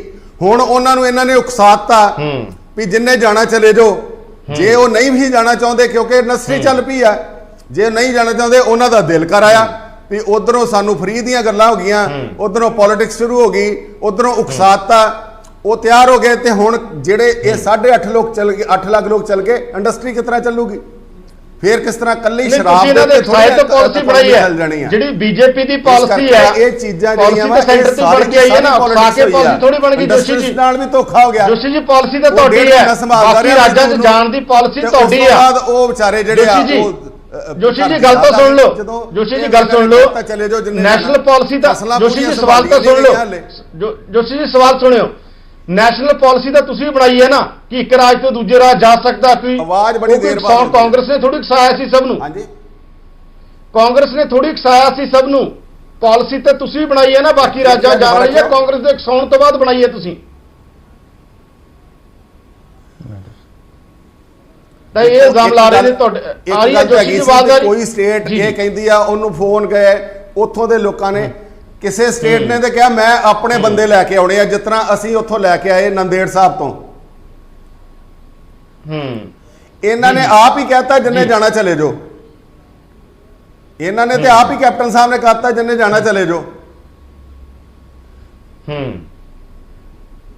बाकी स्टेटां च यह भी कोई अपने बंदे लियाना चाहता वा, बाकी स्टेटां दी डिमांड आई भी असीं जाना वा दिल्ली जो आई, वही कुछ है, बाकी शब्दों का फर्क ही है, पर शब्दों का फर्क ही है, जोशी जी शब्दों का फर्क ही है, होना वही कुछ है, होना वही कुछ है। सारे के तो लेबर का जो क्राइसिस होई भी है कि ਉਹਨਾਂ ਤੱਕ ਸਾਧਨ ਕਿਸੇ ਨੇ ਨਹੀਂ, ਵਿਚਾਰੇ ਗਰੀਬ ਲੋਕ ਬਹੁਤ ਮਾੜੇ ਹਾਲਾਂ 'ਚ ਰਹੇ ਨੇ। ਥੋੜਾ ਜੀ ਤੁਸੀਂ ਕੀ ਕਹਿਣਾ ਚਾਹੁੰਦੇ ਹੋ? ਉਹ ਕਹਿੰਦੇ ਕਿ ਤੁਸੀਂ ਸੋਚੀ ਸਮਝੀ ਤੁਹਾਡਾ ਇੱਥੇ ਪੰਜਾਬ ਨੇ ਕੀਤਾ, ਬਾਕੀ ਸਟੇਟਾਂ 'ਚ ਤਾਂ ਉਹੀ ਲੋਕ ਜਾਣਗੇ ਜਿਨ੍ਹਾਂ ਦੀ ਸਹਿਮਤੀ ਹੈ। ਸਰ ਮਾਈਕਰੋ ਇੰਡਸਟਰੀ ਦੀ ਜੋਸ਼ੀ ਜੀ ਅਰੋੜਾ ਜੀ ਦਾ ਵਿਊ ਲੈ ਲਈਏ, ਜੋਸ਼ੀ ਜੀ ਅਰੋੜਾ ਜੀ ਦਾ ਵਿਊ ਲੈ ਲਈਏ। ਜੋਸ਼ੀ ਸਾਹਿਬ ਤੁਸੀਂ ਮਾਈਕਰੋ ਇੰਡਸਟਰੀ ਦੀ ਗੱਲ ਕੀਤੀ ਹੈ, ਜਿਹੜੇ ਕੰਟੇਨਮੈਂਟ ਏਰੀਏ ਨੇ ਅਰਬਨ ਦੇ ਵਿੱਚ, ਸ਼ਹਿਰਾਂ ਦੇ ਵਿੱਚ, ਉੱਥੇ ਮਾਈਕਰੋ ਇੰਡਸਟਰੀ ਨਹੀਂ ਸੀ ਚੱਲ ਸਕਦੀ। ਮਾਈਕਰੋ ਇੰਡਸਟਰੀ ਹੈ ਹੀ ਸਾਰੀ ਅਰਬਨ ਏਰੀਏ ਦੇ ਅੰਦਰ ਹੈ। ਜਦੋਂ ਲੇਬਰ ਵਿਹਲੀ ਹੋ ਗਈ, ਜਦੋਂ ਇਹ ਸੈਂਟਰ ਗਵਰਨਮੈਂਟ ਦੀ ਪਾਲਿਸੀ ਸੀ ਕਿ ਜਿੰਨੇ ਕੰਟੇਨਮੈਂਟ ਏਰੀਏ ਅਰਬਨ ਦੇ ਅੰਦਰ ਬਣੇ ਨੇ ਉੱਥੇ ਨਾ ਮਾਈਕਰੋ, ਨਾ ਸਮਾਲ, ਨਾ ਮੀਡੀਅਮ ਇੰਡਸਟਰੀ ਕੋਈ ਚੱਲ ਨਹੀਂ ਸਕਦੀ। ਉਹ ਜਿਹੜੀ ਲੇਬਰ ਸੀ ਉਹ ਸਾਰੀ ਵਿਹਲੀ ਬੈਠੀ ਸੀ। ਰਾਸ਼ਨ ਚਾਹੇ ਇੰਡਸਟਰੀ ਵਾਲੇ ਦੇ ਰਹੇ ਸੀ, ਚਾਹੇ ਗਵਰਨਮੈਂਟ ਦੇ ਰਹੀ ਸੀ। ਅਖੀਰ ਜਦੋਂ ਇਦਾਂ ਦਾ ਮਾਹੌਲ ਆਇਆ, ਸੈਂਟਰ ਗਵਰਨਮੈਂਟ ਦੀ ਪਾਲਿਸੀ ਬਣੀ ਕਿ ਜਿਹੜੇ ਲੋਕ ਜਾਣਾ ਚਾਹੁੰਦੇ ਨੇ ਜਾ ਸਕਦੇ ਨੇ, ਤੇ ਇਹਨਾਂ ਨੇ ਇੱਛਾ ਪ੍ਰਗਟ ਕੀਤੀ। ਪਹਿਲਾਂ ਤਾਂ ਨਹੀਂ, 1.5 ਮਹੀਨੇ 'ਚ ਇੱਛਾ ਪ੍ਰਗਟ ਕੀਤੀ ਪਿੰਡ ਜਾਣ ਦੀ, ਇਹ ਹੁਣੀ ਕੀਤੀ ਨਾ। तो इस बारे मैं बेनती करना चाहना है कि इस वेले राजनीति करने की लोड़ नहीं है। मैं उम्मीद करदा कि ये बड़ी देर दे काफ़ी सालों तो पंजाब दे अंदर रह रहे ने और इन्हां दे बड़े इमोशनल रिश्ते इंडस्ट्री दे नाल ने। बहुत लोगों ने इत्थे घर बना लए ने। अगर मैं कंस्ट्रक्शन लेबर की गल करा तो मानयोग मुख्यमंत्री ने कोई 3 लाख बंदियां नूं 6000 ईच इन्हां दे खाते च पाया कि ये हालातां दे अंदर जदों कंस्ट्रक्शन बंद हो गई सी 6-6000 रुपया कल्ले कल्ले दे खाते च पाया कि किसी किस्म की साडी कंस्ट्रक्शन लेबर नूं तंगी ना आवे। ਇਹ ਜਿਹੜੀ ਸਾਡੀ ਇੰਡਸਟਰੀ ਦੀ ਲੇਬਰ ਹੈ ਜਾਂ ਜਿਹੜੀ ਇਹ ਦੂਸਰੀ ਲੇਬਰ ਹੈ, ਇਹਨੂੰ ਰੋਕਣ ਦੇ ਲਈ ਦੇਖੋ ਹਰ ਇੰਡਸਟਰੀ ਦਾ ਆਪਣੀ ਲੇਬਰ ਦੇ ਨਾਲ ਇਮੋਸ਼ਨਲ ਸਾਂਝ ਹੁੰਦੀ ਹੈ। ਅਸੀਂ ਉਮੀਦ ਕਰਦੇ ਹਾਂ ਅੱਜ ਦੇ ਇਹ ਹਾਲਾਤਾਂ ਦੇ ਵਿੱਚ ਅਗਰ ਆਪਣੇ ਘਰ ਜਾ ਰਹੇ ਨੇ ਤਾਂ ਬੜੀ ਜਲਦੀ ਇਹ ਪੰਜਾਬ ਦੇ ਵਿੱਚ ਵਾਪਸ ਆਉਣਗੇ, ਕਿਉਂਕਿ ਜਿਹੜੇ ਕੰਮਕਾਰ ਤੋਂ ਬਗੈਰ ਆਦਮੀ ਜਿਹੜਾ ਰਹਿ ਨਹੀਂ ਸਕਦਾ ਇਹ ਆਪਣੇ ਕੰਮਾਂ ਤੇ ਵਾਪਸ 30 ਸੈਕਿੰਡ ਨੇ। ਤੁਸੀਂ ਕੀ ਕਹਿਣਾ ਚਾਹੁੰਦੇ ਹੋ? ਪੁਰਾਣੀ ਗੱਲ ਰਿਪੀਟ ਨਾ ਕਰਿਓ, ਤਾਂ ਗੱਲ ਆ ਗਈ ਹੈ ਕਿ ਉਹ ਜਾਣਾ ਚਾਹੁੰਦੇ ਨੇ, ਆਉਣਾ ਚਾਹੁੰਦੇ ਨੇ। ਤੁਹਾਨੂੰ ਕੀ ਲੱਗਦਾ? ਅਰੋੜਾ ਜੀ ਕਹਿੰਦੇ ਜਾਣਬੁੱਝ ਕੇ ਸਿਆਸਤ ਕਰ ਰਹੇ ਨੇ ਬੀਜੇਪੀ ਵਾਲੇ ਵੀ, ਅਸੀਂ ਕੋਈ ਐਡਾ ਗੁਨਾਹ ਨਹੀਂ ਕਰਤਾ ਕਾਂਗਰਸ ਨੇ ਕਹਿ ਕੇ। ਜੋਸ਼ੀ ਜੀ ਨਹੀਂ, ਅਸੀਂ ਤੇ ਯਾਦਵਿੰਦਰ ਜੀ ਅਸੀਂ ਕੈਪਟਨ ਸਾਹਿਬ ਦੀ ਅਗਵਾਈ 'ਚ ਇਸ ਲੜਾਈ ਨੂੰ ਲੜਨ ਵਾਸਤੇ ਤਿਆਰ ਸੀ, ਲੜਦੇ ਰਹੇ। ਮੈਂ ਖੁਦ 28000 ਪਰਿਵਾਰਾਂ ਤੱਕ ਰਾਸ਼ਨ ਹਫਤੇ ਦਾ ਘਰਾਂ ਤੱਕ ਪਹੁੰਚਾਇਆ। ਅਸੀਂ ਪੀਪੀ ਕਿੱਟਾਂ ਦਿੱਤੀਆਂ ਹਸਪੀਟਲਾਂ ਦੇ ਵਿੱਚ, ਅਸੀਂ ਪੁਲਿਸ ਨੂੰ ਪੀਪੀ ਕਿੱਟਾਂ ਦਿੱਤੀਆਂ, ਅਸੀਂ ਦਿਹਾਤੀ ਪੁਲਿਸ ਆਈਜੀ ਸਾਹਿਬ ਨੂੰ ਦਿੱਤੀਆਂ, ਸੈਨੀਟਾਈਜ਼ਰ, ਮਾਸਕ, ਜੋ ਸਾਡੇ ਕੋਲ ਵਾਹ ਲੱਗੀ ਅਸੀਂ ਕੀਤਾ। ਬਹੁਤ ਸਾਰੀਆਂ ਐਨਜੀਓ ਕਰਦੀਆਂ ਰਹੀਆਂ। ਭਾਰਤੀ ਜਨਤਾ ਪਾਰਟੀ ਸਾਰੀ ਸਰਕਾਰ ਦੇ ਨਾਲ ਖਲੋ ਕੇ ਸਰਕਾਰ ਦੀ ਹੈਲਪ ਵਾਸਤੇ ਇਹ ਲੜਾਈ ਕਰੋਨਾ ਦੇ ਖਿਲਾਫ ਲੜਦੀ ਰਹੀ। ਪਰ ਪੋਲਿਟਿਕਸ ਜਿਹੜੀ ਆ ਇਹਨਾਂ ਨੇ ਸ਼ੁਰੂ ਕੀਤੀ। ਉੱਤੋਂ ਰਾਹੁਲ ਗਾਂਧੀ ਜੀ ਨੇ ਜਿਹੜੀ ਵੀ ਫੈਸਲੇ ਲੈ, ਮੋਦੀ ਸਾਹਿਬ ਨੇ ਉਹਦੇ ਤੇ ਕਿੰਤੂ ਪ੍ਰੰਤੂ, ਆਰੋਗਿਆ ਸੇਤੂ ਦੇ ਉੱਤੇ ਕਿੰਤੂ ਪ੍ਰੰਤੂ। ਚਲੋ ਕੀ ਤਕਲੀਫ ਹੈ ਜੀ ਇਹਨਾਂ ਨੂੰ? ਜੇ ਆਂਦੇ ਆ ਕੋਈ ਕਿਸੇ ਦੀ ਜਿਹੜੀ ਆ ਪਰਸਨਲ ਡਾਟਾ ਲੀਕ ਹੁੰਦਾ, ਉਹ ਤੇ ਆਧਾਰ ਦੇ ਨਾਲ ਹੀ ਸਾਰਾ ਕੁਝ ਉਹਨਾਂ ਕੋਲ ਸਰਕਾਰ ਕੋਲ ਹੈਗਾ।